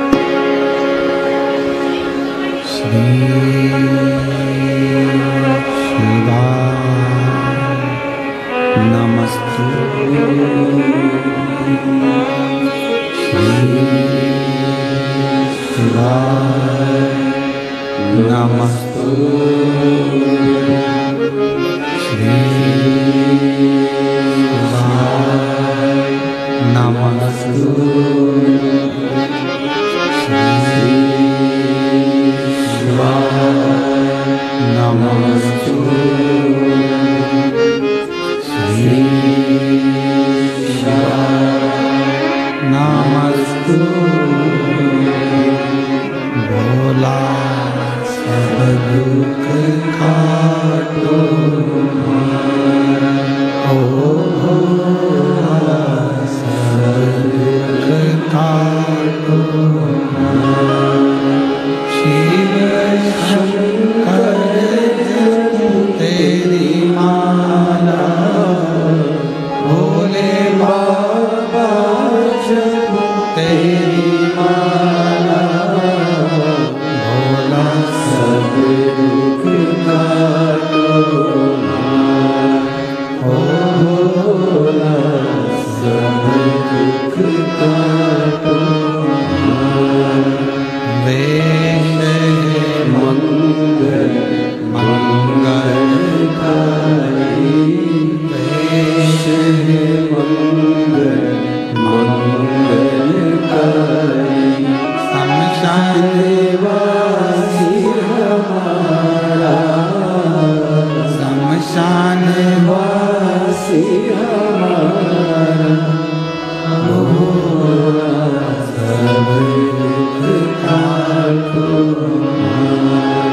ओ भोला सब दुख काटो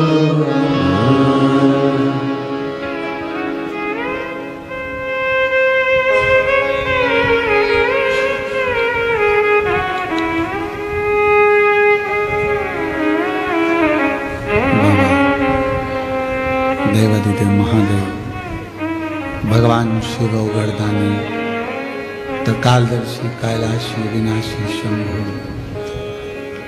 भगवान शंकर की पवित्र कथा कह रही है। शिव महापुराण की कथा वर्णन कर रहे हैं। देवादिदेव महादेव का पवित्र चरित्र कह रहा है। अपाला की शादी किससे करी?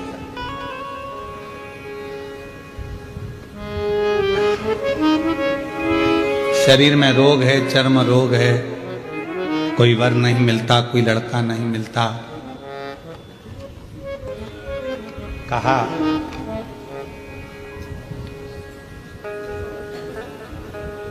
इंद्रदेव प्रसन्न हो। क्यों?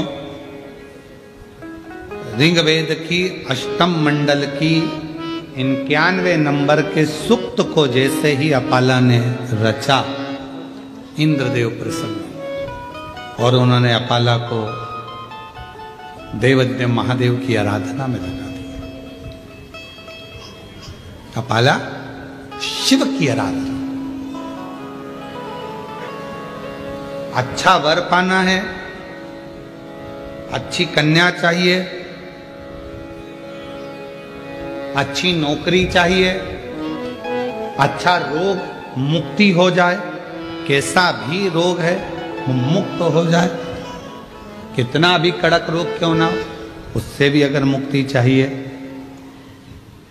अपना कर्म पूरी लगनता से करो।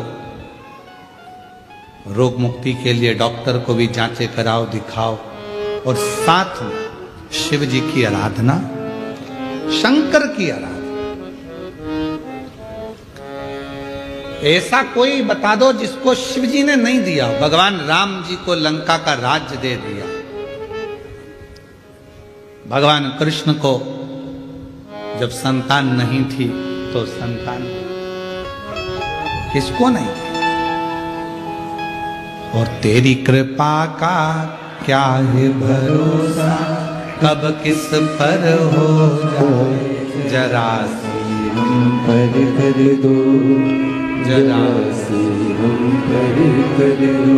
तेरी कृपा का क्या है भरोसा, कब किस पर हो जाए, जरा सी हम पर कर दो, जरा सी हम पर कर दो। जिस पर भी हो गई तेरी कृपा करुणा हो, भव पार हुआ, भव पार हुआ।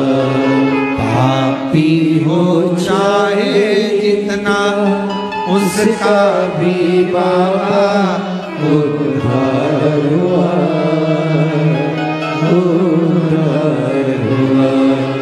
दया जामिल कणिका जैसे तेरे मन को भाए, जरा सी हम पर कर दो, जरा सी हम पर कर दो।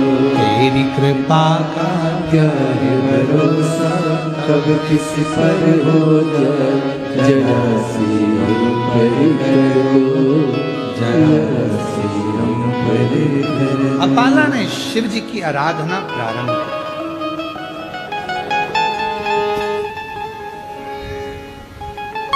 आराधना करना प्रारंभ करी। इंद्रदेव ने जैसा जैसा बताया साधना, वो साधना करी, तब करा, और बाबा भोलेनाथ ने सुन भी लिया।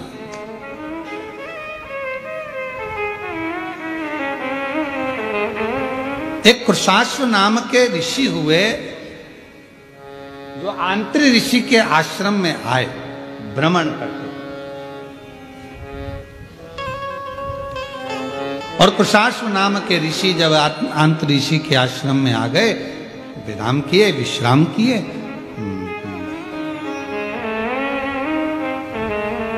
देखा 2 दिवस तक जब निवास किया, और निवास करने के बाद देखा अपाला को, तो सुंदर तो थी, बस चर्म रोग था शरीर में, सुंदर बहुत थी।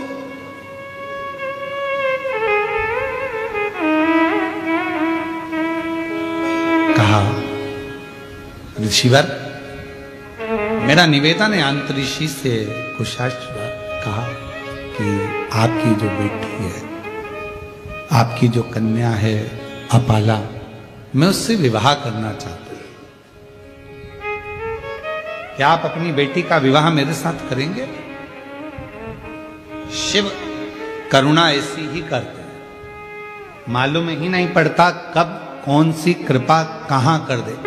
अब जरा विचार करिए कि शरीर में चर्म रोग हो और विवाह हो जाना कितना कठिन है, पर उसकी कृपा जब होती है सब कार्य अपने आप होने लगते, अपने। सोचो नहीं, वो भी हो जाए तो समझ लो शंकर जी की बड़ी उदारता है, शिव जी की बड़ी कृपा है। जो सोचा नहीं तो भी हो गया। आप में से कई माताएं भाई ऐसे होंगे जिन्होंने सोचा ही नहीं होगा कि हम क्या इतने करीब में बैठकर शिव महापुराण की कथा सुन लेंगे, तो ये तो उसकी उदारता हो जाए तो समझ लो कृपा। सोचा ही नहीं तो भी हो रहा है। प्रभु आपकी कृपा से सब काम हो रहा है, करते हो भोले बाबा, मेरा नाम हो रहा है, भोले आपकी कृपा से सब काम हो रहा है। सोचा ही नहीं तो भी हो रहा। अपाला का विवाह हो गया, चली गई, विवाह कर कर अपने पति के गांव घर, पर शरीर में रोग और बढ़ता चले गया। चर्म रोग इतना बढ़ गया कि शरीर में गंध आने लगी। पति ने ले जाकर उसको जंगल में छोड़ दिया। जंगल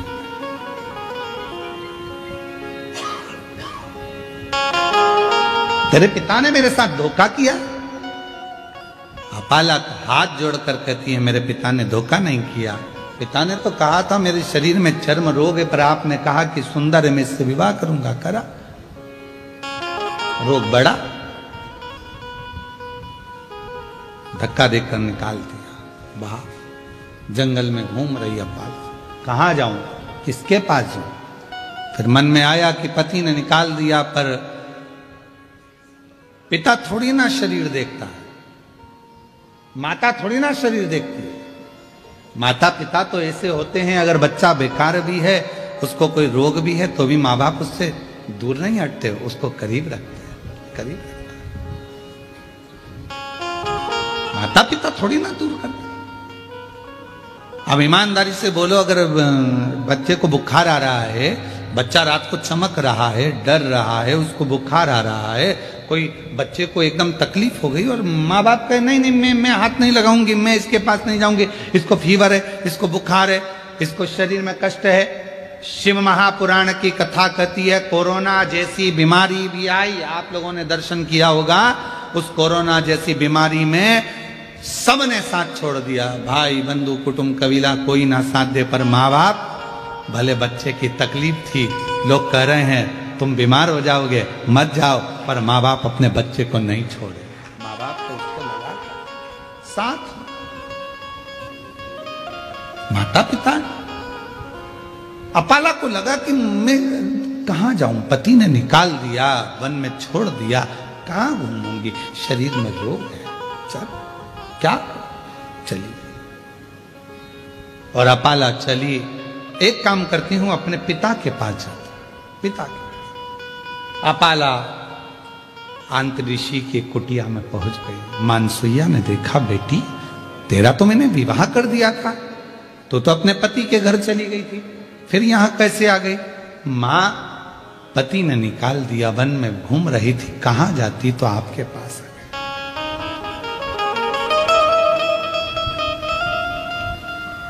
मेरी जीजियों, मायका मां से होता है, मायका शब्द ही मां से जुड़ा हुआ।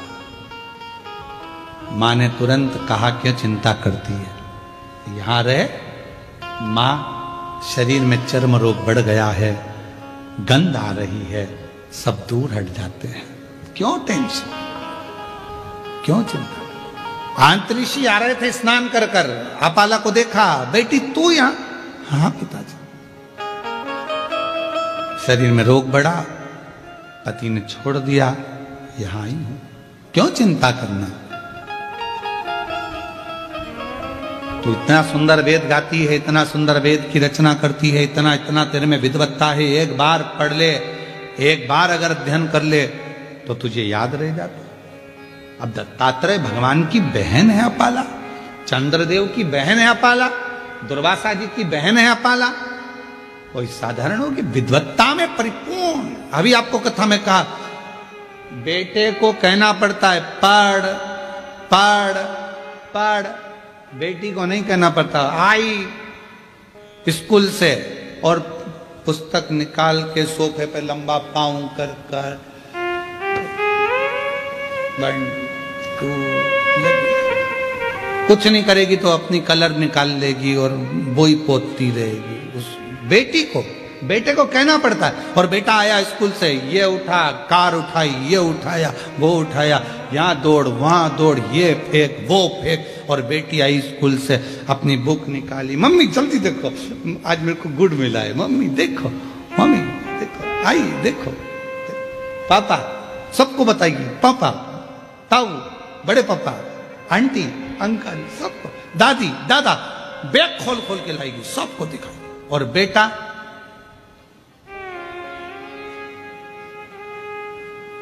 मम्मा का मोबाइल लेकर बैठा, पापा का पेन लेकर बैठा, पर बेटी उसको नहीं कहा जाता कि तू कुछ कर। इतनी विद्वान थी अपाला, विद्वत्ता में परिपूर्ण, वेद की ऋचा जब बना सकती है, वेद की जब ऋचा को तैयार कर सकती है, सुप्त तैयार कर सकती है, तो वो साधारण नहीं हो सकती, साधारण। अब आंतऋषि ने देखा कि बेटी का शरीर बहुत बिगड़ रहा, रोग बहुत ज्यादा हो गया, चर्म रोग बहुत ज्यादा फैल गया, क्या करूं। तब आंतऋषि ने कहा कि बेटी, क्या तूने, इंद्रदेव ने कहा था तो तूने क्या शंकर भगवान की साधना नहीं करी? करी, मैंने तप करा, साधना करी, उसी से तो मेरा विवाह हुआ था। फिर ये शरीर में रोग। आखिरी में इंद्रदेव स्वयं कैलाश पर्वत की ओर चले गए, अपाला को देखकर कि इसका शरीर बिगड़ रहा, शरीर बिगड़। पूरी दुनिया की पहली स्त्री थी, पहली कन्या थी देवताओं में जो विद्या के प्रति इतनी जागरूक थी। आज के जमाने में लोग बेटियों को पढ़ाने से पहले विचार करते हैं कि पढ़ाएं ना पढ़ाएं, इतनी पढ़ ली बहुत है। पहली बेटी थी आंत्री ऋषि की बेटी अपाला, जो विद्याध्ययन में प्रखर थी, जो वेद में भी अपनी ऋचाओं को सुक्त को प्रदान कर देती थी, वो अपाला थी। इंद्रदेव ने कैलाश पर्वत पहुंचे। शिव जी तो कैलाश पर मौन होकर बैठे थे। किससे कहें कि अपाला को एक रोग है और अपाला मुझे भजती है और मैं जाऊंगा नीचे उससे मिलने के लिए तो मुझसे वर मांगेगी। एक बार मैंने उसको साधना बता दी थी, पर उसके बाद उसका विवाह तो हो गया था, फिर तकलीफ, शरीर में रोग। इंद्रदेव पहुंचे देवादिदेव महादेव के पास में। शंकर भगवान मौन थे, नंदी बैठे थे। नंदी शिव जी की ओर निहार रहे, शंकर जी की, बोले कुछ नहीं। इंद्रदेव ने जाकर अपाला से कहा, अपाला अगर तेरे शरीर में रोग है तो तू भी एक काम कर, कुछ मत कर, शिव जी को निहार। नंदी हमको प्रेरणा देता है। शंकर भगवान के मंदिर में जो नंदी की स्थापना होती है शिव मंदिर के बाहर, वो हमको प्रेरणा देता है कि इधर उधर ना झांकते हुए शंकर पर दृष्टि लगा लो, वो तुम्हारी सृष्टि बदल देगा, वो तुम्हारी जिंदगी बदल देगा। वो नंदी सीख। पर हमारी आदत बुरी है। हम मंदिर जाते हैं तो 10 जगह पर ध्यान लगाते हैं। हम कथा में भी जाएंगे तो 50 जगह हमारा ध्यान जाएगा। अगर मंदिर भी जाएंगे तो 50 जगह ध्यान जाएगा। तीर्थ जाएंगे तो 50 जगह ध्यान जाएगा। यहां तक शिव महापुराण की कथा कहती है कि यदि आप काशी विश्वनाथ जी का दर्शन करने के लिए काशी में पहुंचे हो तो सबसे पहला लक्ष्य तुम्हारा यह होना चाहिए कि मुझे विश्वनाथ जी से मिलना, मुझे बाबा का दर्शन करना। कृष्णेश्वर बेलूल गए हो, मुझे शिव जी का दर्शन करना। मुझे भीमा शंकर गए हो, भीमा शंकर, मेरी मासी के यहाँ बाद में जाऊंगी, दूसरे मंदिर बाद में जाऊंगी, पहले सबसे पहले मुझे जाना है तो मेरे बाबा के यहाँ जाना, जिससे मिलने के लिए आई। आप लोगों ने कथा में सुना कि नहीं सुना? हमने एक बार कथा में कहा था कि आपके घर के पास में अगर शंकर जी का मंदिर है, आप वहां जा रही हो ना, आपकी पड़ोसन कितनी भी अच्छी आपकी बेस्ट फ्रेंड है, आपके रिश्तेदार रहते हो, कुछ भी रहता हो, और आप शंकर जी के मंदिर से जब वापिस आओ तो किसी के दरवाजे पर रुकना नहीं, सीधे अपने घर पर आना। क्योंकि शिव जी को जब जल चढ़ाकर लोटा जो लेकर जाते हो, पानी का लोटा लेकर जाते हो, कलश लेकर जाते हो, एक लोटा जल लेकर जाते हो, जब शंकर भगवान को चढ़ाते हो तो शिव जी ने लक्ष्मी को वर दिया था भगवान नारायण को देने से पहले कि लक्ष्मी जो मेरे मंदिर में आकर एक लोटा जल चढ़ाएगा उसका पात्र खाली नहीं जाना चाहिए, उस पात्र में तुम बैठकर उसके घर तक जाओगी। अब मालूम पड़े हम पड़ोसी के यहाँ रुक गए, बहन के यहाँ रुक गए, रिश्तेदार के यहाँ रुक गए, नातेदारों के यहाँ रुक गए, वहां बैठकर बात करने लगे तो अपना जल की जो लक्ष्मी होती है, पात्र की जो लक्ष्मी होती है, वहां रुक जाती, उस पात्र को लेकर घर तक।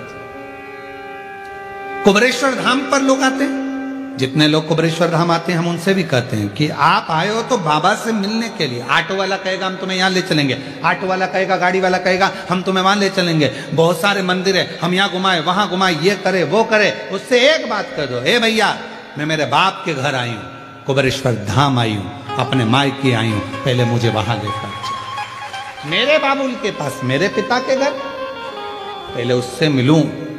उससे अगर मैं जाकर प्रार्थना करूंगी और जो बाप देता है, फिर तो तुम सब, पिता जिंदा है ना, माँ जिंदा है ना, तब तक मायके से जो मिलता है वो दिल से मिलता। माँ बाप जाने के बाद भाई है, भाभी है, हमारा इनसे रिश्तेदारी खराब नहीं है, भाभी भैया से हो, ये भी है, पर तुम जाओगी ना तो सोच कर दिया जाएगा, दीदी को ये दूं कि ना दूं, ऐसा दूं कि ना दूं, लिफाफा कितने का दूं, भांजे आए हैं, भांजी आई हैं तो उनको क्या दिया जाए, क्या सोचना पड़ेगा। पर माँ बाप सोचते नहीं है, माँ बाप से नहीं पूछती कि बेटी को दूं कि दूं, पापा नहीं पूछते कि बेटी को दूं कि दूं, माँ बाप है, उठाया दे दिया, घर में उसका भी तो हिस्सा है, उठाया दे दिया। पर माँ बाप के जाने के बाद उसी तरह कुबरेश्वर धाम जो आते हैं वो शंकर भगवान को, कुबेर भंडारी को अपना बाप मानते हैं, मायका मानते हैं कुबरेश्वर धाम को। तो वहां आकर सीधे अपने बाप से कहा जाए, वो कहे ऑटो वाला यहाँ ले चलूँ मानना ना, मैं मुझे तो मेरे बाबा के घर ले चलो, वहां जाऊंगी मांगूंगी वो दे देगा। और तेरे दरबार की बाबा निराली शान देखी है, तुझे नहीं देखा पर झोली भरी देखी है, मुख दुनिया मोड़े बाबा तू मुखड़ा मैनू लगी परी बाबा तू मुख दुनिया मोड़े बाबा तू मुखड़ा मेरी जो प्रीत लगी है वो ना टूटे। मुखड़ा दुनिया मोड़े मोड़ने दो, संसार मुखड़ा मोड़े मोड़ने दो, नाते रिश्ते छूटे छूटने दो, पर तू ना छूटे। अंत समय प्रभु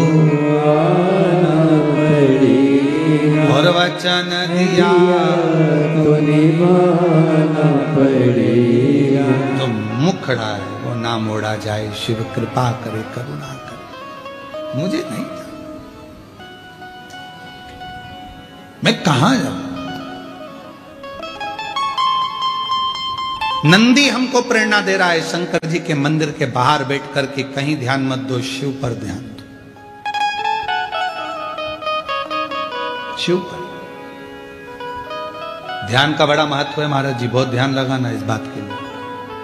मोबाइल पे भी समझ में आ जाता है कि तुम्हारा दिल कहां है। पत्नी पति से बात करती है ना, तो कह देती है बात में, मैं तुमसे बात कर रही हूं, तुम्हारा ध्यान कहां है। इतनी दूर वो मायके और तुमसे बात कर रही है, तो कह रही है कि तुम्हारा ध्यान कहां है, मैं तुमसे बात कर रही हूं। फिर पति पति सूझ में आता है, मैं कैसी तो कर रहा हूं। और मालूम पड़ा था लैपटॉप पे लगा हुआ था, ध्यान वहां था, काम पर लगा हुआ, मित्रों से गप्पे मारने में लगा, और फोन आ गया पत्नी का। पत्नी तुरंत पहचान जाती बात करने के तरीके से, तुम्हारा ध्यान कहां है। उसी तरह एक लोटा जल तो मंदिर जाके सब चढ़ाते हैं, शंकर जी को मालूम पड़ जाता है कि तुम्हारा ध्यान कहां है, कहां तुम्हारा ध्यान है। जिसका ध्यान था बाबा उसकी झोली खुशियों से भर देता है।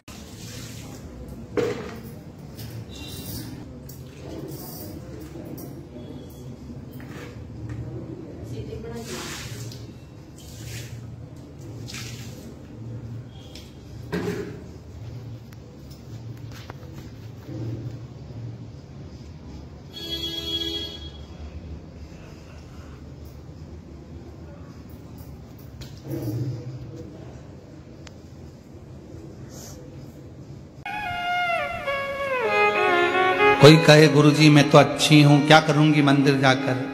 बात का समय किसने देखा, कोई को मालूम है समय कैसा आ सकता है, कैसा समय आएगा ये किसको मालूम है। जाओ शिव को जल चढ़ाओ। अपाला शिव की साधना करी, हाँ तब करी, हाँ। अब शंकर जी को निहार रही थी, वहीं से तुम रुका जी निकल कर जा रहे थे। तुम रुका जी ने अपाला को देखा, रोज बैठी रहती है, शिव जी को देखती रहती है। इसको ना जाने किसने कह दिया कि नंदी जैसे बैठ जा शंकर को देखने के लिए। तुम रुका जी ने कहा पाला, अभी तक तूने शिव जी की आराधना करी, साधना करी, तप करा, शंकर जी का पूजन किया क्या तूने। शिव तप से ज्यादा पूजन से प्रसन्न होते, शिव साधना से ज्यादा पूजन से प्रसन्न होते। तो एक काम कर, शिव मंदिर तो रोज आती है, शंकर की आराधना करती है, शिव के ऊपर एक लोटा जल समर्पित करना प्रारंभ कर। जल, हाँ। अपाला ने एक लोटा जल चढ़ाना चालू करा। आज इंद्रदेव भगवान शंकर के पास पहुंच गए, शिव के नेत्र खुले हुए थे। शिव जी से प्रार्थना करी, मेरी बेटी है अपाला, वो बेटी अपाला जिसने रचनाएं करी हैं, वेद और शास्त्र उसके कंठस्थ हैं, वो अपाला चर्म रोग से ग्रसित है, कुछ करुणा करो। शंकर भगवान तो कुछ नहीं बोले, पर इतने में नंदी ने कह दिया, अपाला कल शिव जी को जो जल चढ़ाएगी, चढ़ा हुआ जल इंद्रदेव तुम झेल लेना, उस जल को अपाला के शरीर पर डाल देना, उसका चर्म रोग समाप्त हो जाएगा। अपाला के शरीर पर, और अपाला जल चढ़ाई। हमने एक बात कही थी, आप लोगों के स्मरण में है कि नहीं है वो हमको नहीं मालूम, याद होगा तो आप जरूर बताओगे। शिवलिंग है, जलाधारी है, ये शंकर जी, जलाधारी पार्वती जी, जल बहता है यहाँ गणेश, कार्तिकेय, अशोक सुंदरी। बोला था ऊपर जो जल बहता है वो शिव जी की 5 बेटियां, जया, विषहरा, शामरी बारी, दौतली। जो जल बहकर जाता है, जिसको लांगा नहीं जाता, जहां से जहां तक जल जा रहा है उसकी दूरी पर सबसे पहला स्थान इंद्र का, वरुण, गरुण, 33 कोटि देवता उस जल को लेने के लिए खड़े रहते हैं। ये जल इंद्र ने झेला, ये जल, और वो जल झेल कर इंद्रदेव ने अपाला के शरीर पर डाल दिया। जैसे ही डाला, अपाला समझ नहीं पाई आज हल्की सी पानी की बूंद कहां से। कभी कभी एक थोड़ा सा, अगर जिसकी शिव भक्ति प्रबल हो जाती है, जो शिव जी को बहुत मानने लगता है, शंकर उसको प्रेरणा देते। कभी कभी आप शंकर जी को जल चढ़ा रही होती हो, मंदिर में कोई नहीं होता, तो भी हल्की सी पानी की बूंद तुम्हारे चेहरे पर, शरीर पर आ जाती है, समझ में नहीं आता, कोई नहीं है, पानी का छींटा कहां से आया। तुमने दूसरे से पूछा, क्यों जलवृष्टि हो रही है क्या, कोई ने पानी डाला था क्या, कोई ने कूलर चालू करा क्या, कोई ने पंखा चलाया क्या, ये पानी का छींटा मेरे ऊपर कहां से आया। तुम्हें समझ नहीं आता, तुमने जो शिव जी को जल चढ़ाया है, भक्ति से जो मांगा था, इंद्र ने वो ले जाकर तुम्हारे ऊपर ही सींचन कर कर तुम्हें दुख से मुक्त करा।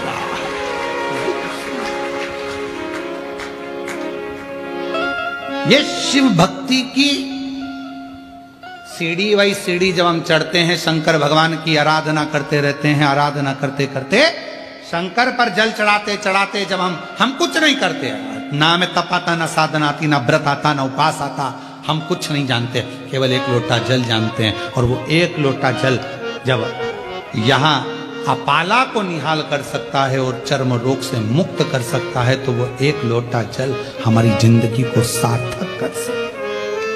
हल्की सी पानी की बूंद तो आती, हल्की सी एक बूंद कहीं छोटी सी आ गई, छू गई।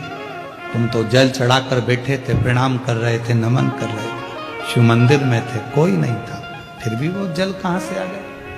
वो इंद्र लाता जो जल तुमने शरीर को छू। कभी कभी ऐसा होता है, हवा बंद थी, बिल्कुल बंद हवा, और तुमने देवाधिदेव महादेव को दिया लगाने के लिए जलाना प्रारंभ करा और हवा चली। वरुण आया, वरुण आया, वो दीप को बुझाने के लिए नहीं, तुझे आशीर्वाद देने के लिए कि तूने मेरे मंदिर में प्रकाश किया है, तेरी जिंदगी में आज प्रकाश प्राप्त। हम समझ नहीं पाते कि शिव तत्व, हम तो सोचते शंकर जी आएंगे, डमरू लेकर आएंगे, त्रिशूल लेकर आएंगे। अरे ऐसे शंकर जी आ गए तो तुम आटा देकर बिटा कर दोगी, एक कटोरी आटा दे दे इसको, पहचान थोड़ी ना पाओगी। यशोदा मैया भगवान शंकर जी को नहीं पहचान पाई थी। गली गली में शोर मचावे, चले सदा शिव गोकुल में, पहचान नहीं पाई। उनको लगा कि कोई आया। रास की लीला में भगवान शंकर को कौन पहचाना, शिव को नहीं जानता। केवल भगवान कृष्ण ही पहचाने थे कि ये गोपी नहीं, ये शिव है। यशोदा जी नहीं पहचान पाई कि ये शंकर भगवान है। तो संसार का मनुष्य जब भगवान नहीं पहचान पा रहे तो हम कैसे पहचानेंगे कि ये भगवान है। दिया लगा रही हो, हवा का झोंका, तुमने बेलपत्र चढ़ाई, चढ़ाते से पीछे से कोई आई, बेलपत्र को उठाया, नीचे रख दिया, जल चढ़ा दिया। तुम नाराज हो रही हो? नहीं, शिव का गण है भृंगी, एक क्षण के लिए आता है, शिव जी पर जो चढ़ा होता है वो उठाकर पार्वती जी को दे जाता है, जलाधारी पर रख देता है, जल चढ़ाता है और निकल जाता है। तुम उसका चेहरा ही देखते, कौन थी, मैंने अब भी चढ़ाई और जी उठा के रख दी, अब तुम गुस्सा हो रही, मैंने चढ़ाई, तूने पूरा श्रृंगार बिगाड़ दिया। नहीं, भृंगी का काम ही यही है, आता है एक क्षण में शिव जी से मिलने के लिए। क्या क्या करा था आपको, आपने भृंगी की कथा सुनी होगी, क्या करा था? पार्वती जी पास में बैठी थी, तो उसने देखा मैं पार्वती जी की परिक्रमा नहीं करूंगा, मैं तो शंकर जी को मानता हूं, तो बीच में से निकलने लगा, तो पार्वती जी और खसक गई। भृंगी को लगा और पास में आके, तो भंवरे का रूप रखकर बीच में से निकलने लगा, पार्वती जी गोदी में आके बैठ गई शंकर जी। अब भृंगी को लगा परिक्रमा कैसे करूं, तो बीच में से निकल रहा था, पार्वती जी ने उसको रोक दिया। तब से भृंगी ने हाथ जोड़कर कहा, जो तुम पर शिव जी पर रहेगा सब पार्वती जी को मिलेगा, क्षमा करना माँ। भृंगी का काम क्या, ऐसी कई माताएं आती हैं, पूजन करते करते में वहां कर बेलपत्री चढ़ी थी, सब उतार कर नीचे रख दी, जल चढ़ाया, वो चली गई त्रिपुंड लगाकर, हम गुस्सा हो गए, बताओ मैंने तो अभी पूजन करी थी, अब भी हाल जल चढ़ाया, अब भी हाल बेलपत्री चढ़ाई। अरे आई क्यों, तेरे टाइम पर क्यों, रोज तो लेट आती थी जब तू चली जाती थी, आज तेरे टाइम पे आई है, मतलब वो नहीं आई है, भृंगी आया उसके रूप में और चढ़ाकर चले गया है, स्वीकार करा है, स्वीकार हम पहचान नहीं पाते। अपाला रोग मुक्त हो गई, शरीर का रोग चर्म रोग समाप्त हो गया। शिव का चढ़ा हुआ जल हमारे कई रोगों को समाप्त कर दिया। पति को मालूम पड़ा कि मेरी प्रशाश्वा को मालूम पड़ा कि मेरा पत्नी ठीक हो गई, वो आ गया, उसको लेकर चला, समय आया। आगे कथा कहती है, देवराज नाम का ब्राह्मण शिव मंदिर में प्राणों को बेलपत्र के वृक्ष के नीचे त्याग देता है, शरीर छूट जाता है, शिव उसको ले जाते हैं। बिंदुक नाम का ब्राह्मण, जिसकी धर्म पत्नी चंचुला देवी, पति के प्राण त्यागने पर उसके लिए भगवान देव अधिदेव महादेव ईश्वर गोरा बनते हैं और तुमरुका जी कथा कहते हैं, और ईश्वर गोरा कथा को श्रवण करने के लिए आनंद से जा रहे हैं। जोरदार ताली बजाएं ईश्वर गोरा जी के लिए, भाव से आनंद से जोरदार ताली बजाकर स्वागत करिए ईश्वर जी गोरा जी का। आज कथा का प्रथम दिवस जलगांव महाराष्ट्र में चल रही है ऑनलाइन शिव महापुराण की कथा, आज प्रथम दिवस की विराम लेती है। कल कथा का समय यही 1 बजे से 4 बजे तक रहेगा। द्वितीय दिवस में प्रवेश करेंगे और सुंदर प्रसंगों को श्रवण करते हुए भगवान शंकर की अविरल भक्ति को धारण करेंगे। हर हर